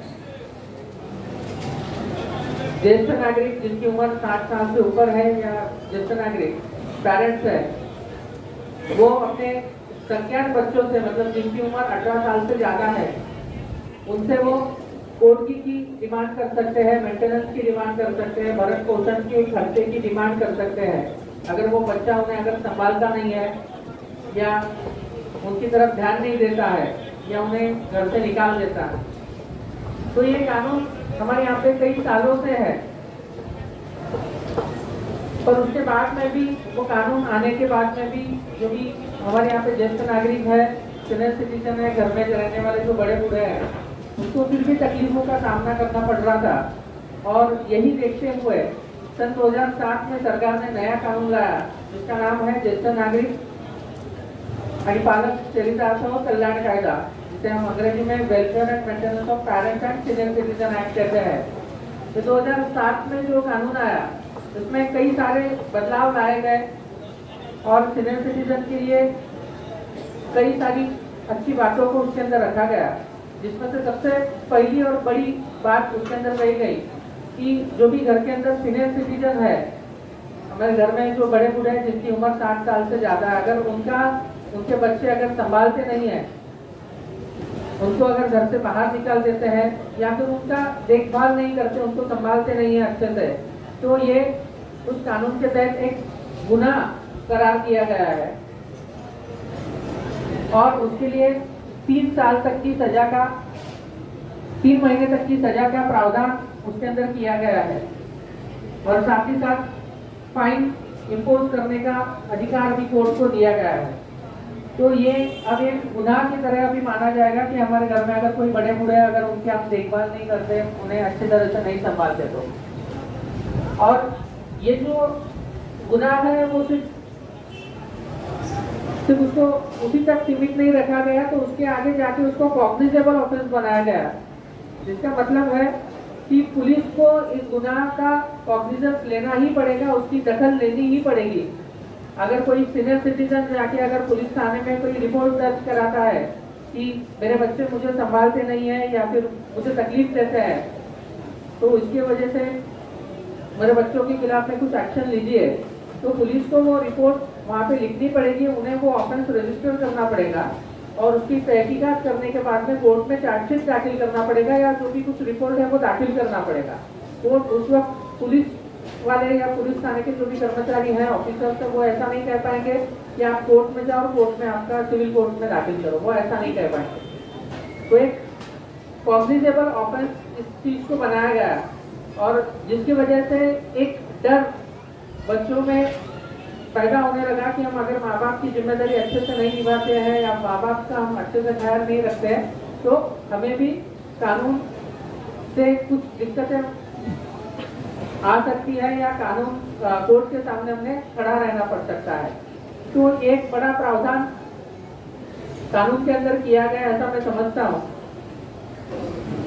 साथ ही साथ इस कानून में भी मेंटेनेंस के राइट के बारे में कहा गया है कि बच्चों को अपने माँ बाप का ख्याल रखना पड़ेगा और अगर उनका ख्याल नहीं रखते तो उन्हें मेंटेनेंस का अमाउंट भी देना पड़ेगा और उसके लिए कलेक्टर ऑफिस में एक अलग से व्यवस्था की गई जिसे मेंटेनेंस ट्रिब्यूनल कहा जाता है और उस मेंटेनेंस ट्रिब्यूनल में ये केस दाखिल किया जा सकता है, जिसका निपटारा जल्द से जल्द करने का प्रावधान भी इसी कानून के अंदर दिया गया है, जिसकी वजह से जो मेंटेनेंस ट्रिब्यूनल है, ये जो भी कोर्ट के अंदर प्रक्रिया चलती है उसे बाजू में रखते हुए सिर्फ एफिडेविट के ऊपर गवाही लेकर उसके बाद में वो वहाँ पे केस आगे चलाते हैं और वो जो केस है जल्द से जल्द खत्म करके वहाँ पे मेंटेनेंस देने का अगर वहाँ पे ऐसा लगता है उस ट्रिब्यूनल को, तो वो मेंटेनेंस ट्रिब्यूनल उस सीनियर सिटीजन को या पेरेंट्स को मेंटेनेंस वहाँ पे देने की ऑर्डर करता है और जो भी मेंटेनेंस देने की जो भी ऑर्डर है उसका इम्प्लीमेंटेशन भी जो फौजदारी प्रक्रिया संहिता के अंदर जो भी धाराएं बताई गई है उसके तहत करने का आदेश वो दे सकता है, जिसमें अगर 1 महीने का अगर मेंटेनेंस अगर वो बच्चा नहीं देता है, लड़का नहीं देता है, तो 1 महीने की सजा का प्रावधान भी इसके अंदर रखा गया है। मतलब अगर 12 महीने का मेंटेनेंस नहीं है तो पूरे 1 साल की सजा उसे हो सकती है। तो इतना सख्त और कड़ा कानून हमारी सरकार ने बनाया हुआ है, संसद ने बनाया हुआ है। इसी कानून के अंदर एक बड़ी बात भी कही गई है, जिसके तहत अगर सीनियर सिटीजन अपनी जो भी प्रॉपर्टी है वो अपने बच्चों के नाम कर देता है, ये सोचकर या ये ध्यान में रखते हुए कि बच्चे हमारा देखभाल करेंगे हमारे बुढ़ापे में, और अगर बच्चे अपने उनके बुढ़ापे में अगर उनका देखभाल नहीं करते हैं तो जो भी प्रॉपर्टी है वो भी वापस मांगने का राइट इस कानून के अंदर दिया गया है। और जिसका ऑर्डर जो भी कागज जिस कागज के तहत वो प्रॉपर्टी बच्चों को दी गई है वो कागज नल और वॉइड है, ये डिक्लेयर करने का अधिकार उस मेंटेनेंस ट्रिब्यूनल को दिया गया है। तो कानून बहुत अच्छा है, बस हम लोगों को ये पता नहीं है कि ये कानून यहाँ पे है और इसके अंदर भी हम जो भी सीनियर सिटीजन है, पेरेंट्स है, वो मदद मांग सकते हैं। साथ ही साथ इस कानून में ये भी कहा गया है कि अगर किसी सीनियर सिटीजन कि अगर खुद के बच्चे नहीं है, इश्यूज नहीं है, तो उनकी मौत के बाद में उनकी जो भी प्रॉपर्टी है वो किसी भी वारिस के पास में जाएगी, वो प्रॉपर्टी उनसे वो मेंटेनेंस मांग सकता है। बहुत बार ऐसा होता है कि सीनियर सिटीजन के पास में कुछ प्रॉपर्टी होती है पर वो इतनी नहीं होती कि जिसमें से कुछ कमाया जा सके या कुछ उसे भाड़े पे देके कुछ कर सकते हैं, पर मरने के बाद में उनके बच्चे भी नहीं रहते, तो उनके डेथ के बाद में वो प्रॉपर्टी किसी भी वारिस के पास में जाएगी, उस वारिस से वो मेंटेनेंस क्लेम करने का राइट इस कानून के तहत दिया गया है, जो भी एक अलग और अनूठा एक प्रावधान इसके अंदर किया गया है।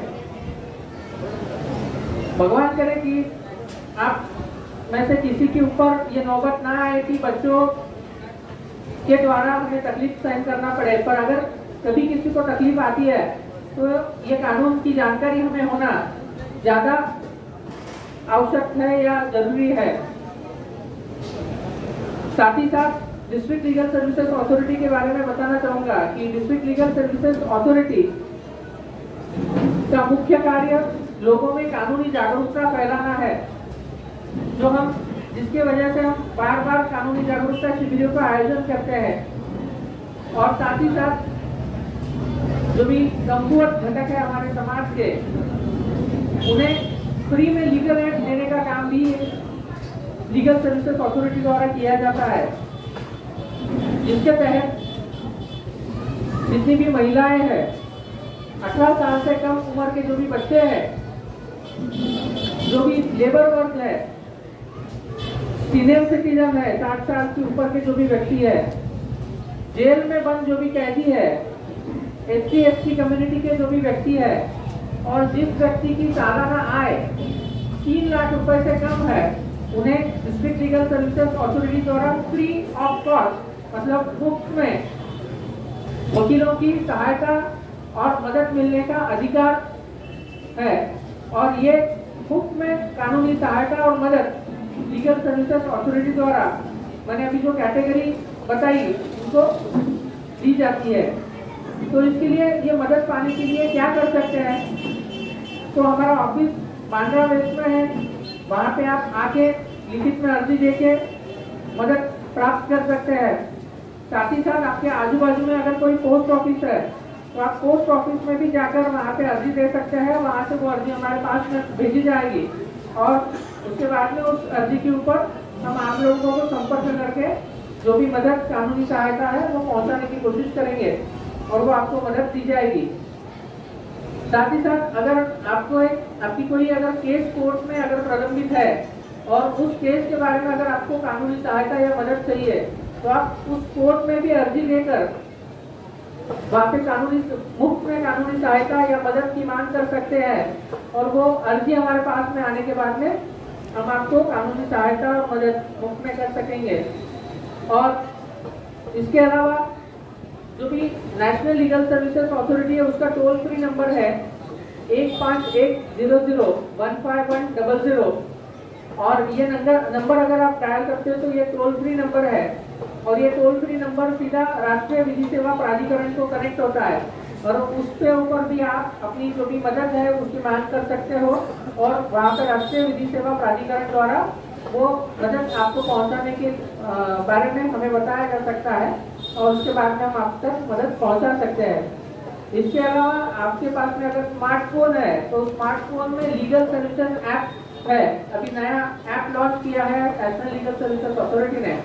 तो ये जो लीगल सर्विसेज ऐप जो है उसके अंदर भी आप अर्जी कर सकते हो और उसके तहत आपको कानूनी सहायता और मदद हमारी द्वारा आपको तुरंत दी जाएगी। तो ये बहुत बड़ा हमने मुहिम यहाँ पे शुरू किया है जिसे हम कहते हैं pan India awareness and outreach programme, अखिल भारतीय जनसंपर्क और कानूनी जागरूकता अभियान। तो हर तबके के लोगों तक, मुंबई शहर के हर कोने तक हम पहुंचकर इन सारी बातों को आप लोगों तक पहुंचाने की हम कोशिश कर रहे हैं।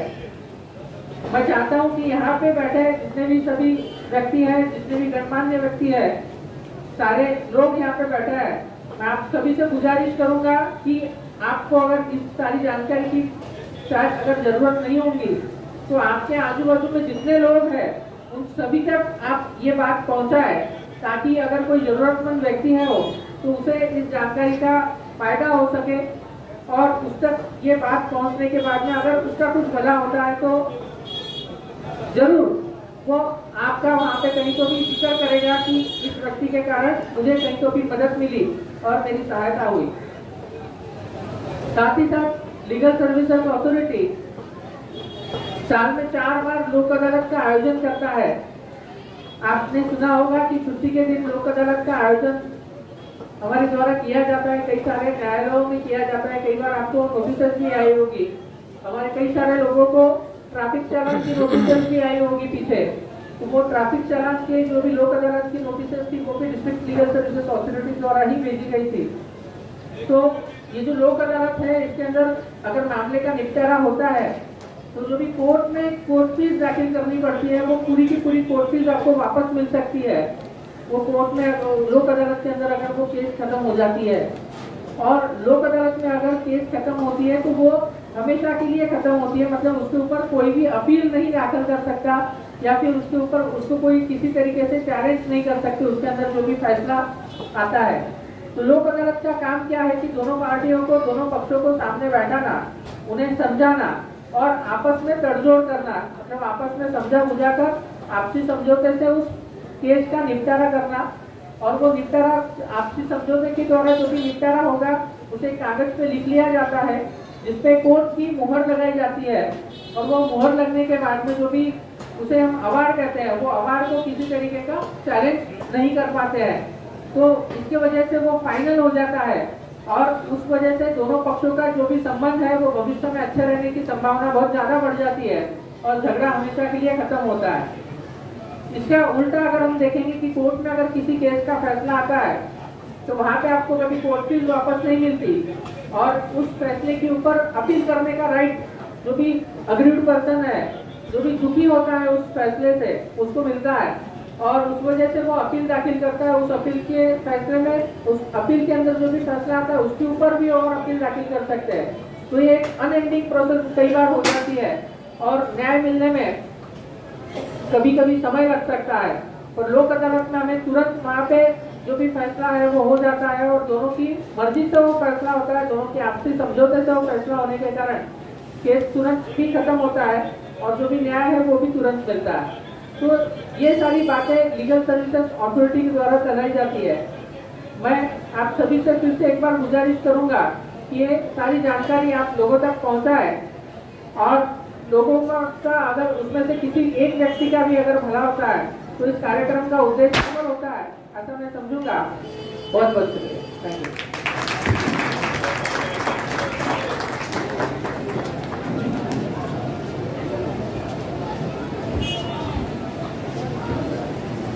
धन्यवाद वानी साहब। वानी साहब ने आपको लीगल सर्विसेज अथॉरिटी के बारे में और सीनियर सिटीजन एक्ट के बारे में आपको जानकारी दी। इसके अलावा किसी को कोई मदद चाहिए तो हमारा बोर्ड है, वहाँ पर हमने पैम्पलेट भी आपसे शेयर किए, मतलब बांटे हैं आपको। तो वो पैम्पलेट के ऊपर हमारा ऑफिस का एड्रेस है।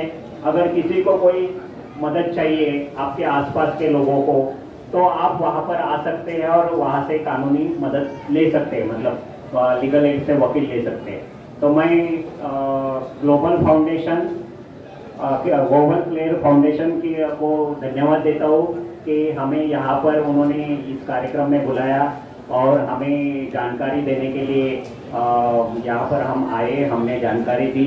तो इसके लिए मैं ग्लोबल फाउंडेशन का बहुत शुक्रगुजार हूँ। और ये जो स्टेज पर बैठे हुए, मंच पर बैठे हुए एडवोकेट पठान है, इकबाल कुरैश और आपके जो ट्रस्टी है उनका भी मैं शुक्रगुजार हूँ।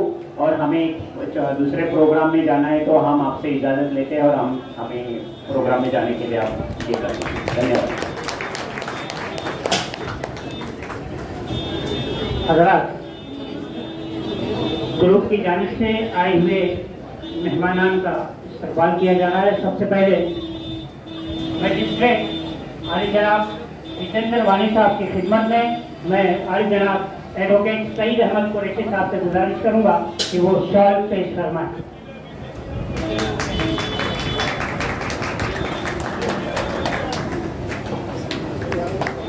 इसके बाद मैं आली जनाब एडवोकेट इकबाल कुरैशी साहब से गुजारिश करूंगा कि वो एडवोकेट शाहनवाज पठान साहब की खिदमत में शॉल पेश फरमाएं।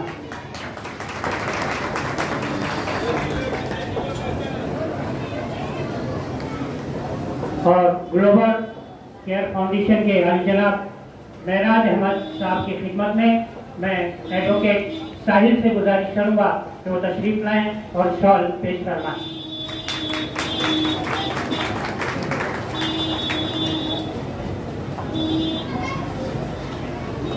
आली जनाब हाजी बशीर कुरैशी साहब की खिदमत में मैं आली जनाब इमरान साहब से गुजारिश करूंगा कि वो शॉल पेश फरमाएं।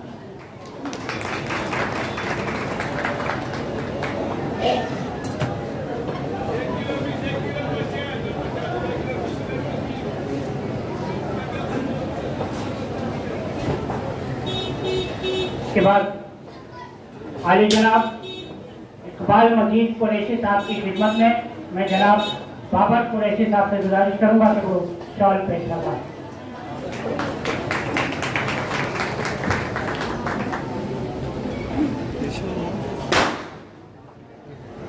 इसके बाद आली जनाब एडवोकेट सईद अहमद कुरैशी साहब की खिदमत में मैं जनाब अखिल साहब से गुजारिश करूंगा कि वो शॉल पेश फरमाएं।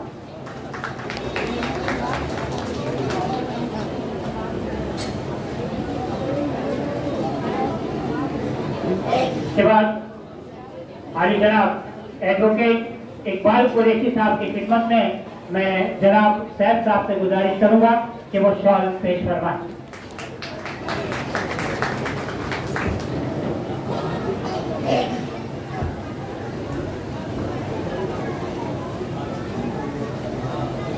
इसके बाद मोहतरमा रेशमा मोमिन साहिबा की खिदमत में मैं एडवोकेट हिना से गुजारिश करूंगा कि वो तशरीफ लाएं और शॉल पेश फरमाएं।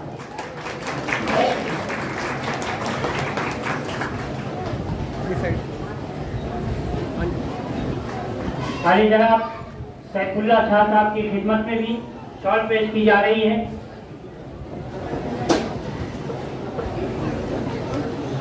आली जनाब सैफुल्ला शाह साहब की खिदमत में टीम की जानिब से एक शॉल पेश की जा रही है। शॉल पेश करें आली जनाब इमरान साहब।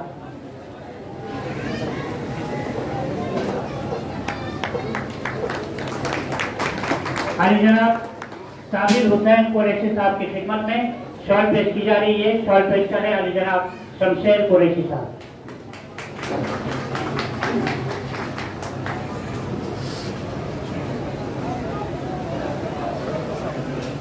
इसके बाद अली जनाब गुड्डू भाई साहब की खिदमत में शॉल पेश की जा रही है। शॉल पेश फरमा रहे हैं जनाब बाबर कुरैशी साहब।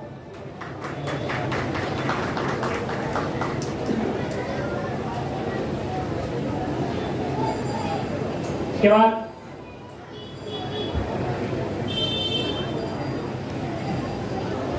अली जनाब नजर कुरैशी साहब की खिदमत में शॉल पेश की जा रही है। शॉल पेश फरमा रहे हैं जनाब शमशेर कुरैशी साहब।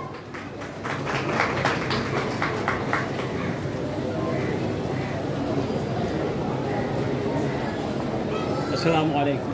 इसके बाद अली जनाब एडवोकेट खलील कुरैशी साहब से मैं गुजारिश करूंगा कि वो तशरीफ लाएं। उनकी खिदमत में भी शॉल पेश की जा रही। शॉल पेश कर रहे हैं जनाब बाबर कुरैशी साहब।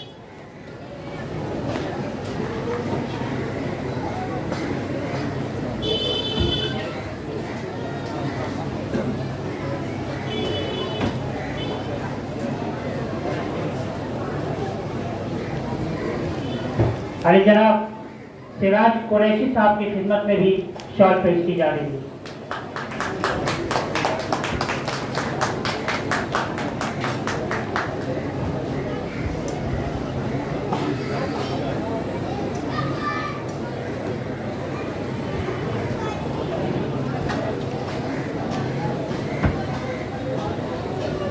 इसके बाद जैसे कि जानते हैं कि हमारे जज साहब तो जा रहे हैं, लेकिन उनकी टीम के कुछ लोग बैठेंगे क्वेश्चन एंड सेशंस के लिए।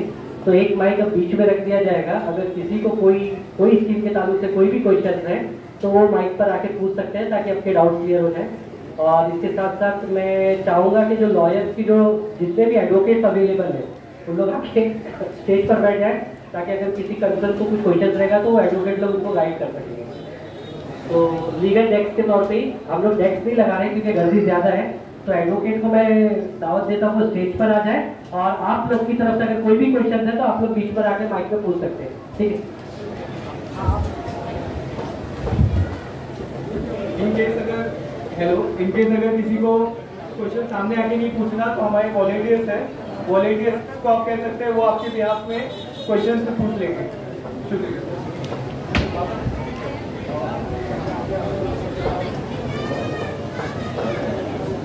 Ina.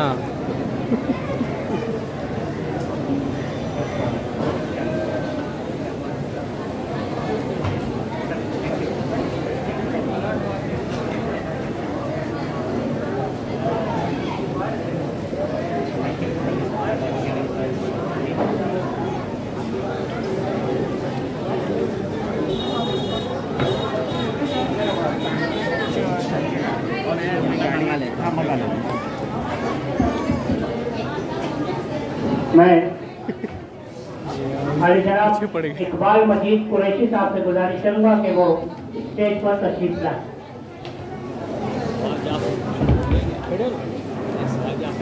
हाँ वही, हाँ पूछो सवाल पूछना है। बैठो। माइक पर हमारे जनाब इकबाल मजीद कुरैशी साहब।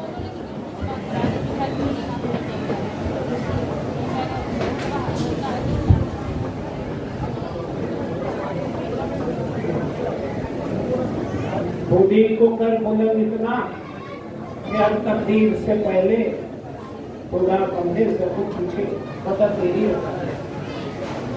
आज के इस प्रोग्राम को ऑर्गेनाइज करने में प्रयत्न करता है ग्लोबल केयर फाउंडेशन के लोगों ने मालूमात को आप तक पहुंचाने की कोशिश की है। जब तक कि आपको इल्म नहीं होगा, आपको मालूमात नहीं होगी, आपको लोग एक्सप्लॉइट करेंगे। एक्सप्लॉइटेशन जो है मिसयूज ऑफ पावर है। अगर आप जागरूक नहीं हुए तो आप तबाह और बर्बाद होते चले जाएंगे, शिकवा करते चले जाएंगे, रोते रहेंगे कि हमारे साथ ऐसा हो रहा है, हमारे साथ वैसा हो रहा है। अल्हम्दुलिल्लाह लीगल ट्रिब्यूनल ने आपको आपके हुकूक के बारे में रोशनी डाली। हमारे मोहल्ले में भी बहुत से एडवोकेट्स हैं, वो भी अपने लेवल पर लोगों को सहूलत फराहम करने की कोशिश करते हैं, गाइड करने की कोशिश करते हैं, मशवरा भी देते हैं। इस बस्ती के बारे में लोगों को कुछ गलत फहमी है, मैं उसको दूर करना चाहूँगा कि इस बस्ती ने head of the department Bombay university को पैदा किया। इस बस्ती से अच्छे डॉक्टर्स निकले, चार्टर्ड अकाउंटेंट निकले, लॉयर्स निकले, जजेस निकले। अपने आप को मायूस मत करो। बेशक हमारी बस्ती पिछड़ी हुई दिखती है, लेकिन लोगों का म्यार किरदार अभी भी और इलाकों से बेहतर है। मैं आपको एक बात करूं, कहता चलूं कि इस बस्ती के साथ नाइंसाफी की गई। आप लोग जो नौजवान नस्ल के लोग हैं उनको मालूम नहीं है कि इस बस्ती के साथ बहुत सौतेला बर्ताव किया गया। 1992 फरवरी के इलेक्शन में दुख्तर कुरैश नगर में मुकाबला किया हुकूमत वक्त के एक नुमाइंदे से।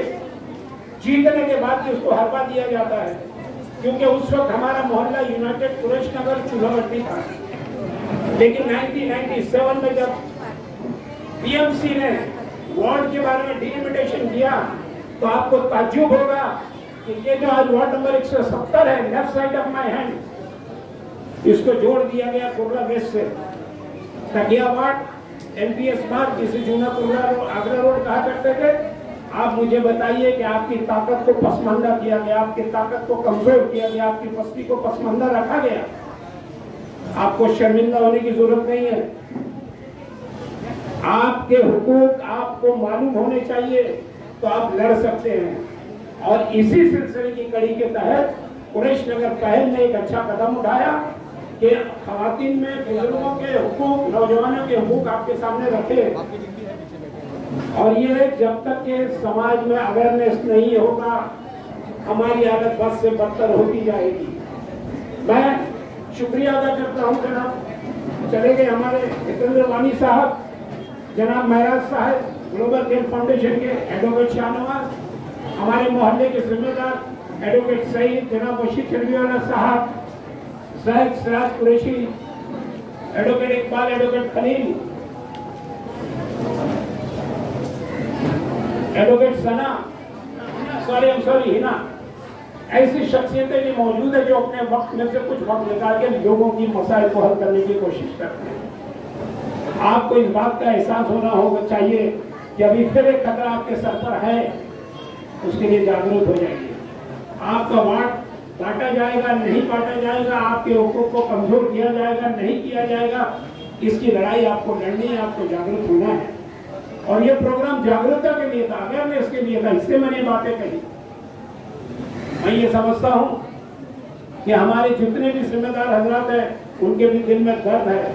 वसाइल की कमी बेशक हो सकती है, अपनी लड़ाई जरूर लड़ते हैं। अल्हम्दुलिल्लाह बस्ती आत्मनिर्भर है, शुरू से आत्मनिर्भर रही। 2014 के बाद आत्मनिर्भरता की बात की जाती है, अफसोस का मौका। मैं जिन लोगों ने भी अपना वक्त दिया, फजर के वक्त मुस्लिम बस्ती में इतनी गैदरिंग का होना बहुत बड़ी कामयाबी है। हॉल का भरना और लोगों का खड़ा रहना, ये भी एक कामयाब प्रोग्राम की दलील है। मैं चाहूँगा जितने भी हजरात ने अपनी कीमती वक्त इस प्रोग्राम को दिया है, उनका मैं शुक्रिया अदा करता हूँ। और इस जो प्रोग्राम का मकसद था अवेयरनेस, खवातीन के हुकूक, बुजुर्गों के हुकूक, और जो जिसके साथ जो लीगल सेल की बात की गई, जो लीगल गाइडेंस की बात की गई, जबरदस्ती आप अपने मसाइल को उठाओ। आपका जो लीगल राइट है उसके तहत आप इनसे संपर्क करें, इंशाल्लाह वो आपको गाइड करेंगे। लेकिन जबरदस्ती उनका टाइम बर्बाद करके उनका मूड नहीं ऑफ करना।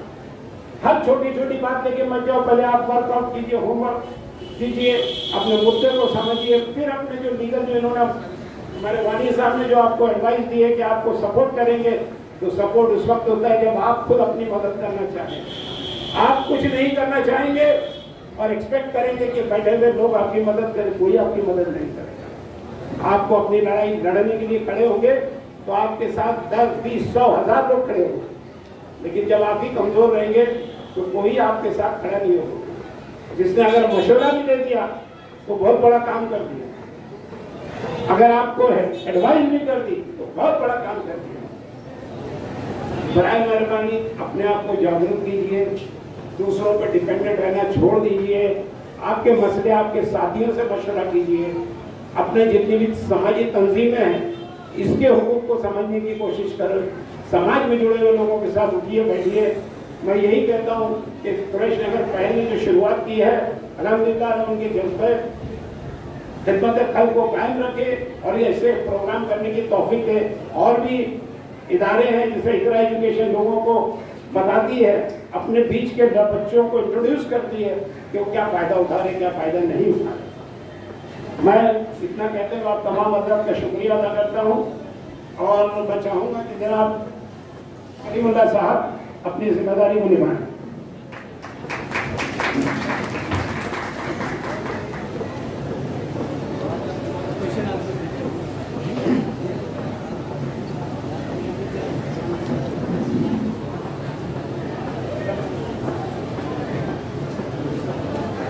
आखिरी स्पीच कलमात शुक्र अदा करने के लिए मैं जनाब बाबर कुरैशी साहब को आवाज़ दूंगा कि वो माइक पर तशरीफ लाएं और बहुत मुख्तसर अंदाज में रस्म शुक्रिया अदा करें। अस्सलाम वालेकुम व रहमतुल्लाहि व बरकातहू।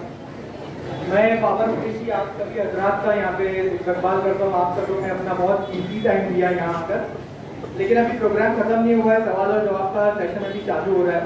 तो मैं चाहता हूँ कि एक EWS OBC फॉर्म वगैरह जो बनाना होता है उसके लिए जो हमें परेशानी आती है, उसमें क्या क्या हमें लीगल चीज़ें चाहिए होती है, उसके बारे में जो भी आप लोगों के मन में क्वेश्चन है वो आगे आए और हमसे पूछें। शुक्रिया।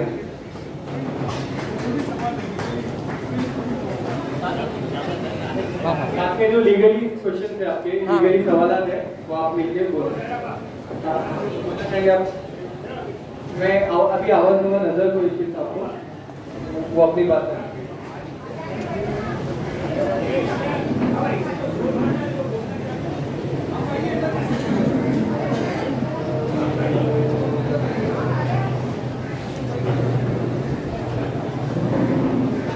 शमशेद अस्सलाम वालेकुम।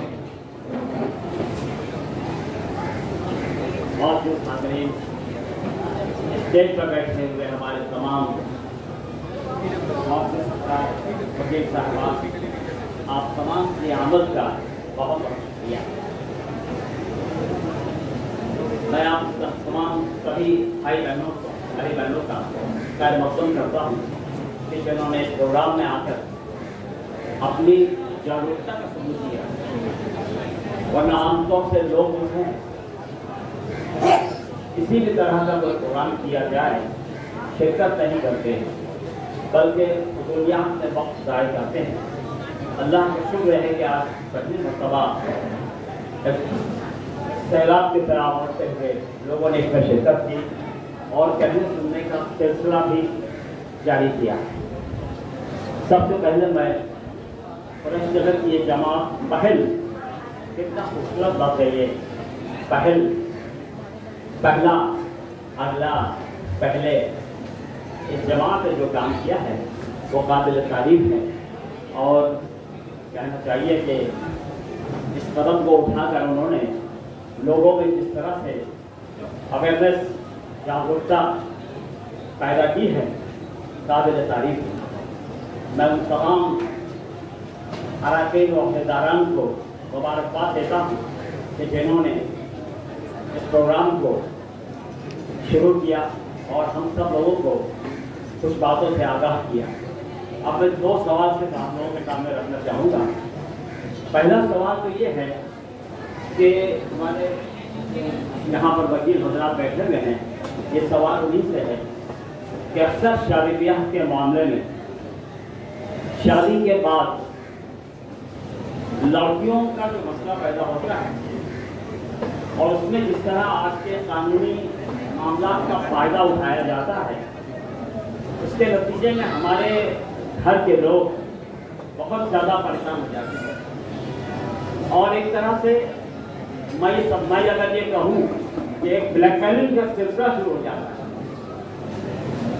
ये सब आपके ध्यान में होगा, ये आप सभी जानते होंगे, मेरी माँ बहनें भी जानते होंगे कि किस तरह लड़कियाँ लड़कों के घर वालों को ब्लैकमेल करती हैं कानूनी फ़ायदा उठाकर। इसके बारे में आप जरा सा आगाह करें कि क्या एकतरफा कानून ही है या दोनों के लिए कोई कानून है जिससे दोनों फरीदैन महफूज रह सके, या तो अपनी ज़िंदगी संभाल सके या मुश्किल से अलग हो जाए।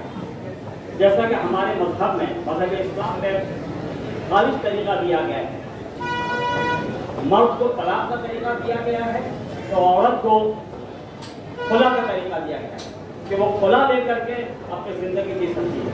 लेकिन यहाँ ऐसा नहीं होता, बल्कि कानूनी मशवरा ले करके कानूनी तरीके से परेशान किया जाता।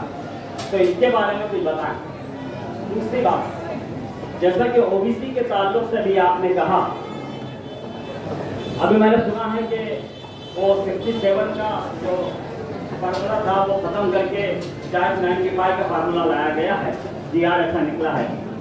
लेकिन वहाँ पर ये मैंने इससे पहले मैंने जो कुछ किया था उसमें मैंने सन 52 का रिकॉर्ड पेश किया था अपने बाप दादाओं का, लेकिन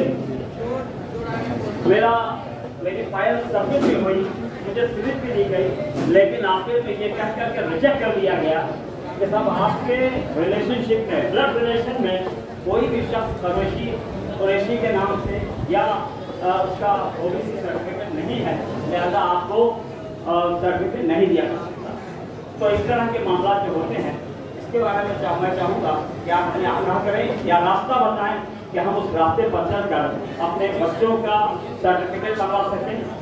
और ये जो मैंने पहली बार जो पेश की है कि वो जो शादी ब्याह के मामले में जो हो रहा है आजकल, उससे महफूज रखा जा सके या दोनों परिजन को मिलाया जा सके या दोनों परिजन अगर अलहदगी हो तो खुशदिली के साथ अलहदगी हो सके। इस तरह के मामला में मैं चाहूँगा कि आप हमारे वकीला हजरात रोशनी डालें और हमारे बहन भाइयों को इससे आगाह करें। वाह दावाना अल्हम्दुलिल्लाह रब्बिल आलमीन।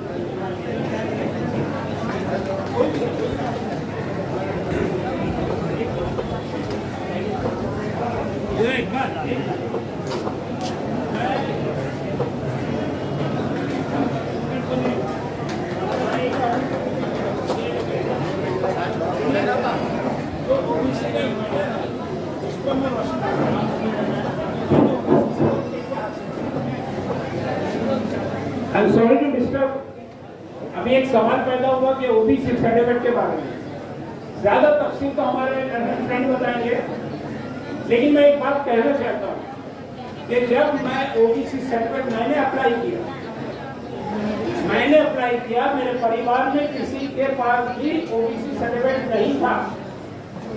जब मैं गया तो ऑफिसर ने कहा कि आपका हो नहीं सकता क्योंकि आपके परिवार में ब्लड रिलेशन में किसी का नहीं। तो उस ऑफिसर को मैंने जवाब दिया कि अगर मेरे ब्लड रिलेशन में किसी का नहीं, मेरे पिताजी को जरूरत नहीं थी तो उन्होंने अप्लाई नहीं किया। तो क्या एक उनकी गलती की सजा मेरा पूरा परिवार भोगते हैं? नहीं बोले हम नहीं, हमारा उन्होंने एक काम करो, आप उसको एक्सेप्ट करो और रिजेक्ट करो। एक्सेप्ट एंड रिजेक्ट कोर्ट में जाऊंगा और ऑर्डर दूंगा, क्योंकि मेरे पास पूरे डॉक्यूमेंट्स है। ये लड़ने का जज्बा होना चाहिए। तो ओबीसी सर्टिफिकेट मुशर्रफ मेरा सर्टिफिकेट इशू हुआ मेरा, तो मेरे बेटे का और बेटी दोनों का जो अल्हम्दुलिल्लाह दोनों ग्रेजुएट है उनको मैंने ओबीसी सर्टिफिकेट बनाया। ये दोनों ग्रैंडसन का मैंने सर्टिफिकेट बनाया। जब तक कि हम अपनी लड़ाई नहीं लड़ेंगे, कितने भी एडवोकेट आपको सपोर्ट नहीं करेंगे। आप अपनी लड़ाई को लड़िए, लीगल ओपिनियन लीजिए, फाइट कीजिए। और ये अभी एडवोकेट इकबाल साहब इसमें मजीद रोशनी डालेंगे दूसरे मुद्दों।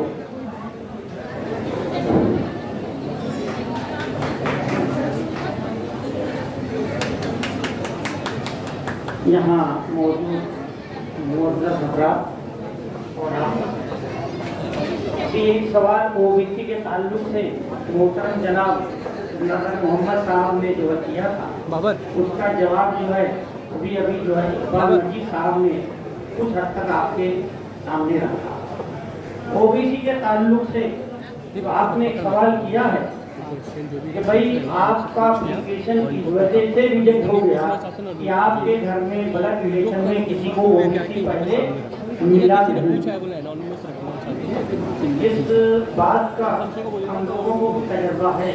बहुत सारे मराठी हजरात जो नॉन मुस्लिम है उनके साथ भी ऐसा बहुत कुछ हुआ तो उनके खानदान में किसी को मिला नहीं है ब्लड रिलेशन में, तो उनका भी रिजेक्ट। लेकिन इसका भी हल है। अगर आपके पास 67 में रहने का पुरावा है, आपके वालिद का है, आपका नहीं वालिद का है, दादा का है या किसी का भी है, और अगर वो रिजेक्ट करते हैं कलेक्टर जो है आपको कास्ट सर्टिफिकेट देने से, तो आपके पास सबसे बेहतरीन रास्ता है, आप डायरेक्ट जो है चाहें तो रिट पिटीशन फाइल करके हाई कोर्ट में जा सकते हैं। और अगर आपके पास सबूत होगा तो इंशाअल्लाह जिस कमेटी ने आपका रिजेक्ट किया है उसका ऑर्डर रिजेक्ट हो जाएगा और आपको कास्ट सर्टिफिकेट जरूर मिलेगा। ये एक बेहतरीन जो है लीगल रेमेडी इसके अंदर है। नीचे ना फाइट करते हुए आप डायरेक्ट अगर हाईकोर्ट जाते हैं तो वहाँ आपको इंसाफ इंशाअल्लाह जरूर मिलेगा। उसके अलावा मंत्रालय लेवल पे, कलेक्टर लेवल पे बहुत सारी चीज़ें हैं, उसमें थोड़ा सा टाइम कंज्यूम होता है, मैंने देखा मंत्रालय लेवल पे भी बहुत सारे लोगों को ऑर्डर ग्रांट हुआ है, क्योंकि जो कंसर्न जो है मिनिस्टर होते हैं उनको भी अख्तियार होता है अपील सुनने का इस मामले में। तो बहुत सारे लोगों ने मंत्रालय में किया है, बहुत सारे लोग जो गार्जियन मिनिस्टर्स हैं, गवर्नमेंट ने बहुत सारी स्कीमें बनाई हैं और उसके तहत जो है वो मीटिंग अटेंड करते हैं, लोगों को बुलाते हैं, मंत्रालय में बुलाते हैं, कलेक्टर ऑफिस में बुलाते हैं। वहाँ पर लोग जो है जाकर अपनी इस तरह के जो मसले मसाइल है वो रखते हैं। तो वहाँ पर भी मैंने देखा है बहुत सारे लोगों को जो जायज रहा है तो कलेक्टर को उन्होंने ऑर्डर दिया और उनको जो है करना पड़ा। जैसे कि अभी एक बार वजीर साहब का मामला था बताया उन्होंने, उनको भी वाकई परेशान किया गया था, लेकिन उनको जो है गाइडेंस दिया उन्होंने लोगों को। और जैसे जैसे कहा गया गए, वो मंत्रालय में गए, कलेक्टर के पास गए, उन्होंने बाकायदा दवाइयाँ दी, आखिर में जो है मजबूर होकर कलेक्टर को ऑर्डर पास करना। तो हमारे अंदर थोड़ा सा जज्बा हो और रहनुमाई को आपको इंशाल्लाह हर वकील दे देगा मोहल्ले का, रहनुमाई मुफ्त है हमारे यहाँ। सारे वकील जो है मुफ्त में रहनुमाई देते हैं, जितना जिसकी जहाँ तक जो मालूमात है उसके हिसाब किताब। तो ये मसला जो है हल हो सकता है। दूसरा जो है सबसे बड़ा अहम पहलू जो है वो जो यहाँ उठाया गया नजर मोहम्मद साहब की तरफ से कि भाई आज जो है ये जो औरतों का या लड़कियों का जो मामला है कि वो ससुराल के लोगों को हरसमेंट करते हैं। तो इसमें कोई शक नहीं है कि मैंने जो देखा अपनी 33 साल की वकालत में कि अगर कोई केस बढ़ा है तो इसी तरह का केस बढ़ा है। आज तमाम कोर्टें इस तरह के मामलों से लड़ी पड़ी। इसके हल का जहाँ तक ताल्लुक है, मेरे ख्याल से ये कानूनी मसले मसाइल और कानूनी प्रोविजन तो है ही, इसका ताल्लुक हमारे समाजी मामले से भी बहुत है। सबसे पहले जो है इसका जो बेहतरीन उपाय है, बेहतरीन जो इसका जो है हल है वो ये है कि अगर जो है माँ बाप अपनी बच्चियों की परवरिश उस तरीके से करें और शादी ब्याह के वक्त उनकी तरबियत और तालीम अच्छे तरीके से इस मामले में दें, जो कि हमारे इस्लामी माशरे में हमारी इस्लामी तालीमात के हिसाब किताब में है या दूसरे धर्मों में भी जो संस्कार और सभ्यताएं हैं, तो बहुत हद तक तो ये मामला ही नहीं होगा। और दूसरी बात, बहुत सारी चीज़ें ये भी हमने तजर्बे में देखी है कि ससुराल में भी लड़कियों के साथ जो है अकेला व्यवहार होता है और एक फिक्री बात होती है, क्योंकि क्या होता है एक नए घर से जब एक लड़की नए घर में जाती, अपने घर से नए घर में जाती है तो उसके लिए अजनबी होता है। हमारी उम्मीदें ये हो जाती हैं कि वे आते ही बहुत जो है हर चीज़ करना शुरू करें, जो कि मुमकिन नहीं होता। इसलिए सास को ससुराल के लोगों को भी वो चीज़ थोड़ा बहुत समझने की ज़रूरत होगी कि भाई वो जो है 2, 4, 6 महीना, साल भर, 2 साल उसको जो है कमियों को बर्दाश्त करें, नेगलेक्ट करें और उसको जो है रहनुमाई करें, तो बहुत हद तक जितना एक दिन अच्छे में ना जाएगा तो ये कंप्लेन वाली बात उन तक पहुँचेगी। दूसरी बात, भाई ठीक है अगर वो जा रही है, आपने पूछा कि भाई आदमियों का या ससुराल के मैके वालों का या ससुराल वालों का उसमें कोई सुनवाई नहीं। दरअसल ऐसा नहीं है, कायदे में दिया हुआ है कि भाई अगर झूठी कंप्लेन होती है तो आप भी उसके खिलाफ कंप्लेन करके सीधा कोर्ट में जा सकते हैं और कार्रवाई कर सकते हैं और झूठी होने पे सजा। तीसरी बात, मैंने ये देखा कि आज के दौर में इस तरह की कंप्लेन जो है पुलिस आसानी से नहीं लेती। वहाँ भी जो है वो जो है कंसिलिएशन का जो है उन्होंने फोरम बना रखा है, बुलाते हैं, समझाते हैं, बुझाते हैं। अक्सर मेरे तजर्बे में आया कि कंप्लेन वही ली जाती है जहाँ पर सियासी या किसी दूसरे चैनल का दबाव हो। लेकिन हमारा ईमान अल्लाह और अल्लाह के रसूल की तालीमात पर होना चाहिए। अगर हम सही हैं और हक पर हैं तो हमें इंसाफ तो इंशाअल्लाह जरूर मिलेगा। और कायदे में बाकायदा इसके लिए प्रोविजन है, आप कंप्लेन लिखा सकते हैं। झूठी कंप्लेन लिखाने के लिए आप कोर्ट में भी जा सकते हैं, इवन लोकल मैटर है तो मेट्रोपॉलिटन कोर्ट है। और अगर जो है मतलब आपको लगा कि FIR गलत है, पॉज करने के लिए आप हमारे यहाँ हाईकोर्ट में भी आ सकते हैं। 482 हम उसको बोलते हैं, सेक्शन 482, उसके तहत अगर FIR गलत है तो हाईकोर्ट बुलाकर रिकॉर्ड देखती है, हर चीज़ देखती है और पॉज कर देती है। तो ये जो रेमेडी जो है वो पूरी तरीके से जो है कायदे में मौजूद है, लेकिन ये जो है इस्लाही समाजी इस्लाह की इसमें ज़्यादा घरों में, हमारे घरों में, हर घर में, मेरे घर में, आपके घर में, सभी के घर में तो इस तरह की अगर तालीम और तरबियत दी जाए तो ये मामला इंशाअल्लाह पुलिस स्टेशन में ना जाके घर ही में हल हो जाए, या दूसरे तरीके से जो पहले बड़े गुणों का रिश्वत हुआ करता था, जमात की जो अहमियत थी, अगर उसको भी एक बार फिर से लाया जाए अमल में तो मामले जमात में ही हल हो जाए।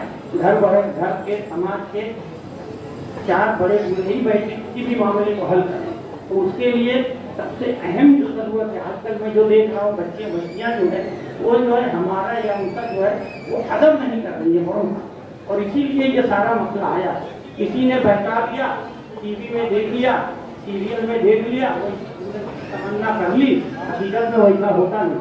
हकीकत में वही कामयाब होगा जो अपने आप को, अपने हिसाब किताब को, अपने मजबूत रसायल वसाइल में रह के उसको समझ के उसके हिसाब से चलने की कोशिश करें।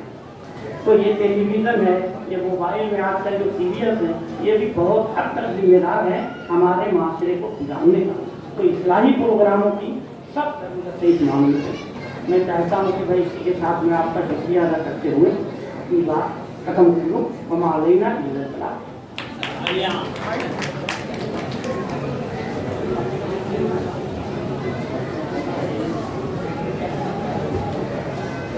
बहुत बहुत शुक्रिया सर आपके गाइडेंस का, और ओवरऑल हमारा प्रोग्राम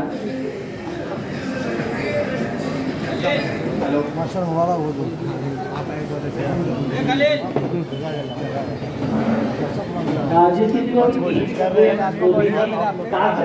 कोई सवाल है तो प्लीज स्टेज के पास आकर हम लोग गाइड करने के लिए तैयार है। स्टेज के पास आकर अपने जितने भी सवाल है तो उसका जवाब दे दीजिए ताकि वो आपको आगे चल के फायदा दे। बाकी ये लोग जिनको नहीं कुछ पूछना है वो जा सकते हैं।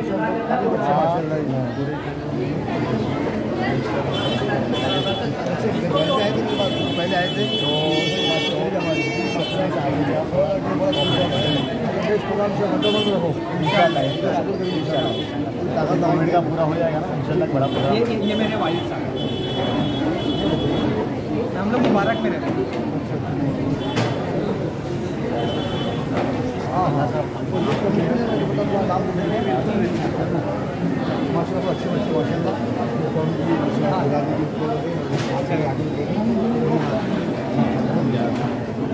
वो क्या है, मैं थोड़ा लेट आ गया तो बोला हम लोग करेंगे इंशाल्लाह। हाँ पैनल पे जो एडवोकेट है ना तो वो ध्यान भी नहीं थे, कुछ भी नहीं।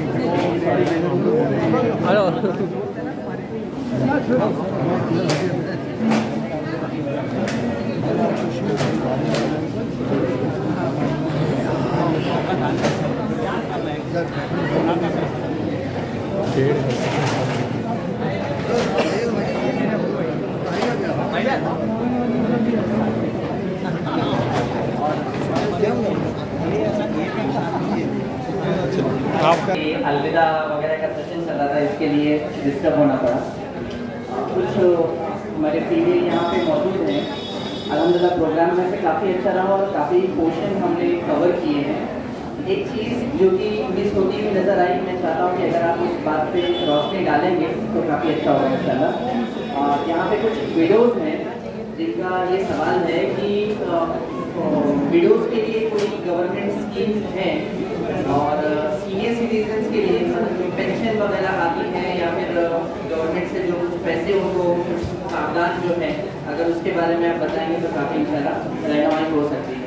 Senior citizen as well as widows.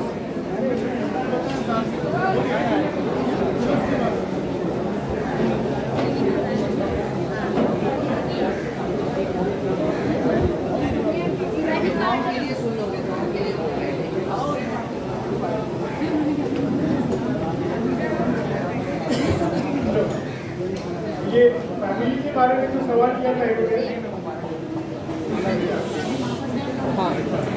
आपके सवाल के ऊपर थोड़ा सा बताता हूँ, जवाब नहीं देता हूँ, बताता हूँ, खुलासा देता हूँ। मेरे जो साथी है उन्होंने आपको खुलासा दिया है, पर बहुत बार ऐसा हुआ है कि कानून का गलत इस्तेमाल आपके लिए खास करके मैंने आपके लिए, तो कानून का गलत इस्तेमाल हमारे ही समाज में नहीं हुआ, ये पूरे समाज की, सभी धर्म की, सभी धर्म की कानून। तो इसमें 498 पेज में था, ये बहुत ही जालिम ये कलम इतना जालिम था कि अगर बहू जाके बोल दे तो पूरा फैमिली जेल जाती। और इसका स्टडी जब सुप्रीम कोर्ट ने किया, बहुत सारी अपील चली गई, तो सुप्रीम कोर्ट ने उसके ऊपर उसके गाइडलाइंस बनाए। अभी आसानी से 498 होता नहीं। ये गलत की वजह से क्या हुआ, जिन लोगों के ऊपर सही अन्याय हो रहा है उन लोगों को न्याय मिलना बहुत मुश्किल है। और उसमें डोमेस्टिक वायलेंस भी दिया है। डोमेस्टिक वायलेंस के आपको मैंने जैसे बताया था कि कोई उसमें ज़्यादा कोई मतलब सिर्फ इंटरनल मेंटेनेंस है और बाकी की चीज़ें जो है तो आपको दूसरी कोर्ट में आपने अपने रिश्ते की जगह पे लेके करना है। तो कानून के खिलाफ लाया गया है और इतने सख्त नहीं रहे। जैसे मेरे साथी ने बोला कि पुलिस स्टेशन भी तुरंत नहीं लेती है कंप्लेंट। अभी कंप्लेंट के भी जरिए है, कंप्लेंट लेने के लिए जब एक पूरा सिस्टम होता है तो सुप्रीम कोर्ट ने गाइडलाइन दी है और वो एक ट्रॉमा टीम बनी है जिसके उस इलाके के जो मैजिस्ट्रेट साहब है, वो मैजिस्ट्रेट साहब उस कमेटी के चेयरपर्सन है और वो कमेटी जब अलाउ करती है कि बिहार सही में इस बहू पे अत्याचार हुआ तो FIR देना जरूरी है, तब FIR ली जाती है, तब तक अभी नहीं ली जाती। तो अभी कानून में बहुत सारे टाइप में है, उनके ऊपर बहुत सारे रूल्स आए हैं, गाइडेंस है। अभी मेरा भाई ने जो सवाल किया है, जो बेवा औरतें हैं उनके लिए कोई स्कीम है, उनके लिए संजय गांधी निराधार योजना ये स्कीम है। जो विडो है जिनके बच्चे हैं 18 साल से कम उम्र के, ये बहुत इंपॉर्टेंट पॉइंट है। जो बेवा औरत है और जिनके बच्चे 18 साल से कम उम्र के, वो औरतें इस स्कीम के लिए एप्लीकेबल है। इनको इस स्कीम से फायदा मिलेगा। मंथली उसका कुछ 1,500-2,000 रुपया होता है, वो आपके अकाउंट में आता है। एक तो 3 महीने में एक बार आता है, 6 महीने में आता है, तो साल भर में आता है। उसका फॉर्म है, आपको फॉर्म आपकी चेंबूर में यहाँ पर फाइन आर्ट गैलरी है, पता है आपको चेंबूर का ऑफिस या तो आपके यहाँ तहसील ऑफिस होगा, उसमें भी आपको मिलेगा। ये सबसे पहली स्कीम जो है संजय गांधी निराधार योजना। दूसरी जो महिलाओं की स्कीम है, जिन औरत को जो परिवार है उसको बच्चा ही नहीं है, शादी हुई है बच्चा नहीं है और उनकी उम्र हो गई है, तो उनके लिए श्रावण बाल योजना करके नाम दिया है, मराठी में है। तो श्रावण बाल योजना है, उस योजना में किसी भी धर्म का, किसी भी जाति का जो जिनको औलाद नहीं है ऐसे लोग अप्लाई करें। उनको राशन कार्ड में भी, राशन से भी कुछ उनका राशन कार्ड का एक अलग नाम है, उनके लिए भी स्कीम है। राशन से उनको फ्री में अनाज मिलता है, 15 किलो चावल, 15 किलो गेहूँ। ये अन्नदान जो स्कीम है उसके तहत वो आता है जिनको औलाद नहीं है और 50 साल की ऊपर की उम्र के। तो ये 2 स्कीमें औरतों के लिए है, बेवा औरतों के लिए और जिनको औलाद नहीं है। मेरा आपके सवाल है? मैं आपसे एक सवाल करता हूँ कि अभी तो हम लोग महाराष्ट्र में रह रहे हैं और अगर हमें बात कर रहे हैं तो हमारे बुजुर्ग है उनका OBC सर्टिफिकेट किसी और स्टेट का है, उस केस में क्या है? फिर से पूछूं?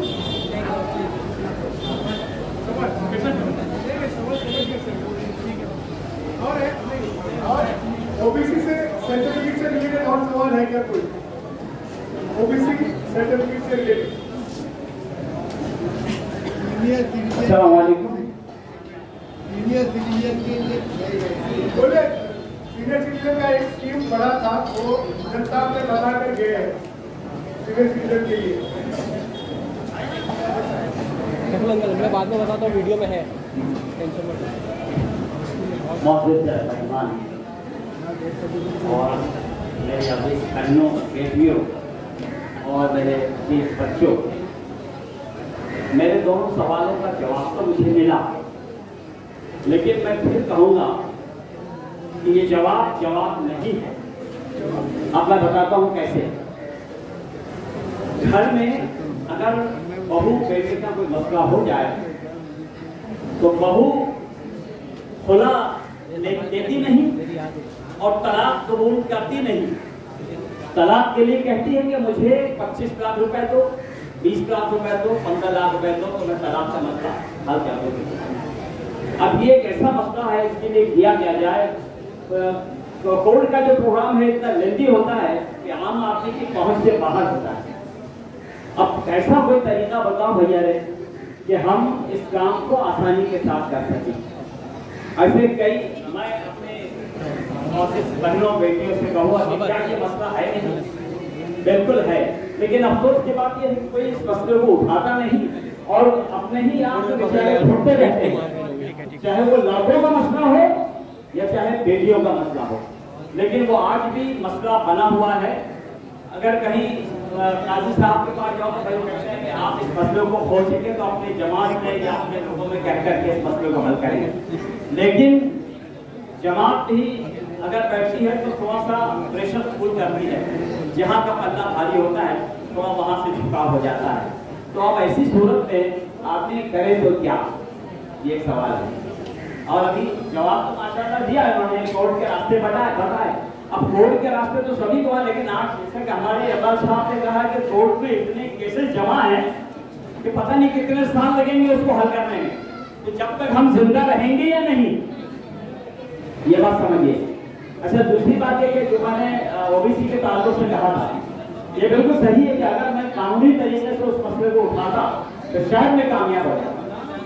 मैं असल में वहां आकर रुक गया कि आपके खानदान में या आपके ब्लड रिलेशन में, मेरे खूनी रिश्ते में किसी का ओबीसी नहीं था, या मेरे सर्टिफिकेट पर या मेरे बाप दादा के सर्टिफिकेट पर कुरैशी लिखा हुआ या कसाब लिखा हुआ नहीं था, इसकी वजह से मुझे ओबीसी सर्टिफिकेट इशू नहीं किया गया। लेकिन अगर मैं उसको कोर्ट में चैलेंज करता तो शायद यकीनन इंशाल्लाह मैं उसमें कामयाब होता। ये सवाल का जो जवाब मिला है ये अच्छा जवाब है, इंशाल्लाह अब मैं फाइल सबमिट करूंगा। अब मैं फाइल सबमिट करूंगा और फाइल सबमिट करने के बाद अगर जवाब उन्होंने यही दिया तो इंशाल्लाह मैं कोर्ट से रजू करूंगा। मैं मसला हजरा बनाना चाहते हैं। ये सवाल पूछो, ठीक है। ओबीसी का सर्टिफिकेट का एक साइड में बता दो। नहीं, उनका क्वेश्चन अच्छा है, अगर सर के लिए टाइम ले सकते हैं हम लोग बाद में,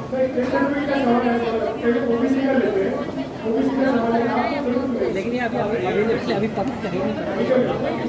अस्सलाम वालेकुम, मेरा नाम गुलाम रसूल मुनियार है और मैं अमन वादी फाउंडेशन का प्रेसिडेंट हूँ। मैं यहाँ पर जो डॉक्टर्स है सुरेश नगर के, वो कोई इंतकाल कर जाता है तो उसके लिए डेथ सर्टिफिकेट नहीं मिलता है। तो बहुत से लोगों की समस्या ये है कि वो उनके हॉस्पिटल से दवा लेते हैं तो उनके पास डेथ सर्टिफिकेट के लिए बहुत परेशानी होती है, जबकि मैं रात में उठकर लोगों के लिए डेथ सर्टिफिकेट का इंतजाम करता हूँ रातों को उठकर, क्योंकि मैं साइन हॉस्पिटल में काम करता हूँ। इसके लिए मुझसे जो भी होता है लोगों के लिए मैं रात में उठ के 2-3 बजे जाकर लोगों को डेथ सर्टिफिकेट का इंतजाम करता हूँ। हमारे एक बार मजीद साहब ने भी मुद्दे को उठाया था, हमने वार्ड ऑफिसर से बात करी, सबसे बात करी, हमारा कोई मसले का हल नहीं निकला। सर हमारा एक बच्चा है, नहीं पहले जॉब दे दीजिए, पहले जॉब। हमारा एक बच्चा है वो वकालत का भी कोर्स कर रहा है, तो उसके बारे में हमारे बच्चे को जानकारी चाहिए। वो उसका नाम है अनस कुरैशी, तो उसके बारे में उसको जानकारी चाहिए।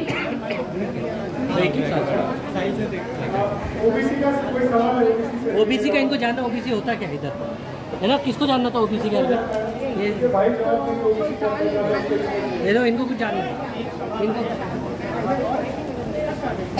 शानवाज ओबीसी का इनका मैटर है वो भी ले लिए, दोनों को सॉर्ट आउट करो।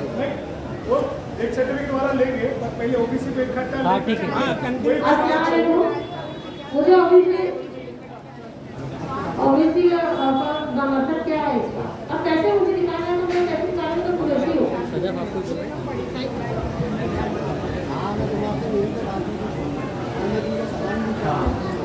इससे पहले एक सवाल आया है कि भाई दूसरे स्टेट का ओबीसी मिला, लेकिन अब वो लोग यहाँ पर रहते हैं, बच्चे उनके यहाँ के जो मासाई भी हैं, तो क्या उनको ओबीसी सर्टिफिकेट महाराष्ट्र गवर्नमेंट का मिले?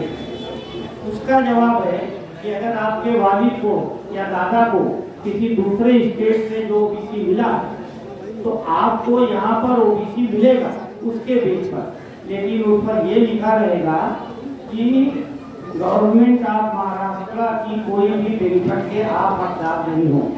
ये गवर्नमेंट ऑफ महाराष्ट्र की पॉलिसी वो सेंट्रल गवर्नमेंट में चलेगी, बाकी जगहों पे चलेगी, लेकिन गवर्नमेंट ऑफ इंडिया में जो है, गवर्नमेंट ऑफ महाराष्ट्र के जो है, जो भी स्कीमें होगी, चाहे सर्विस के ताल्लुक से हो, चाहे एडमिशन के ताल्लुक से हो, या किसी जो है वेलफेयर स्कीम के ताल्लुक से हो, उसके आप हकदार नहीं होंगे। ये गवर्नमेंट ऑफ महाराष्ट्र की पॉलिसी। दूसरा भी ये सवाल आया है कि भाई ओबीसी सर्टिफिकेट कैसे हासिल करें, उसके लिए क्या तरीका है, होता क्या है, और वो होता क्या?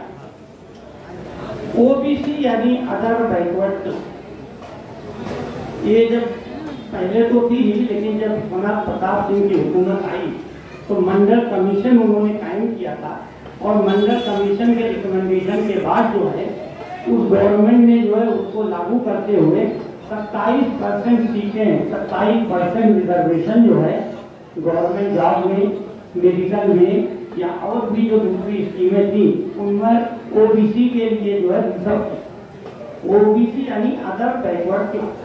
तो उन जो मंडल कमीशन के जो रिकमेंडेशन थे उनमें उन्होंने बाकायदा पूरे तरीके से सर्वे करके, पूरे तरीके से उसकी इन्वेस्टिगेशन करके कि कौन सी कास्ट के लोग जो है वो इस हिसाब के बिचले हैं कि उन्हें ओबीसी में जो है वो रखा है।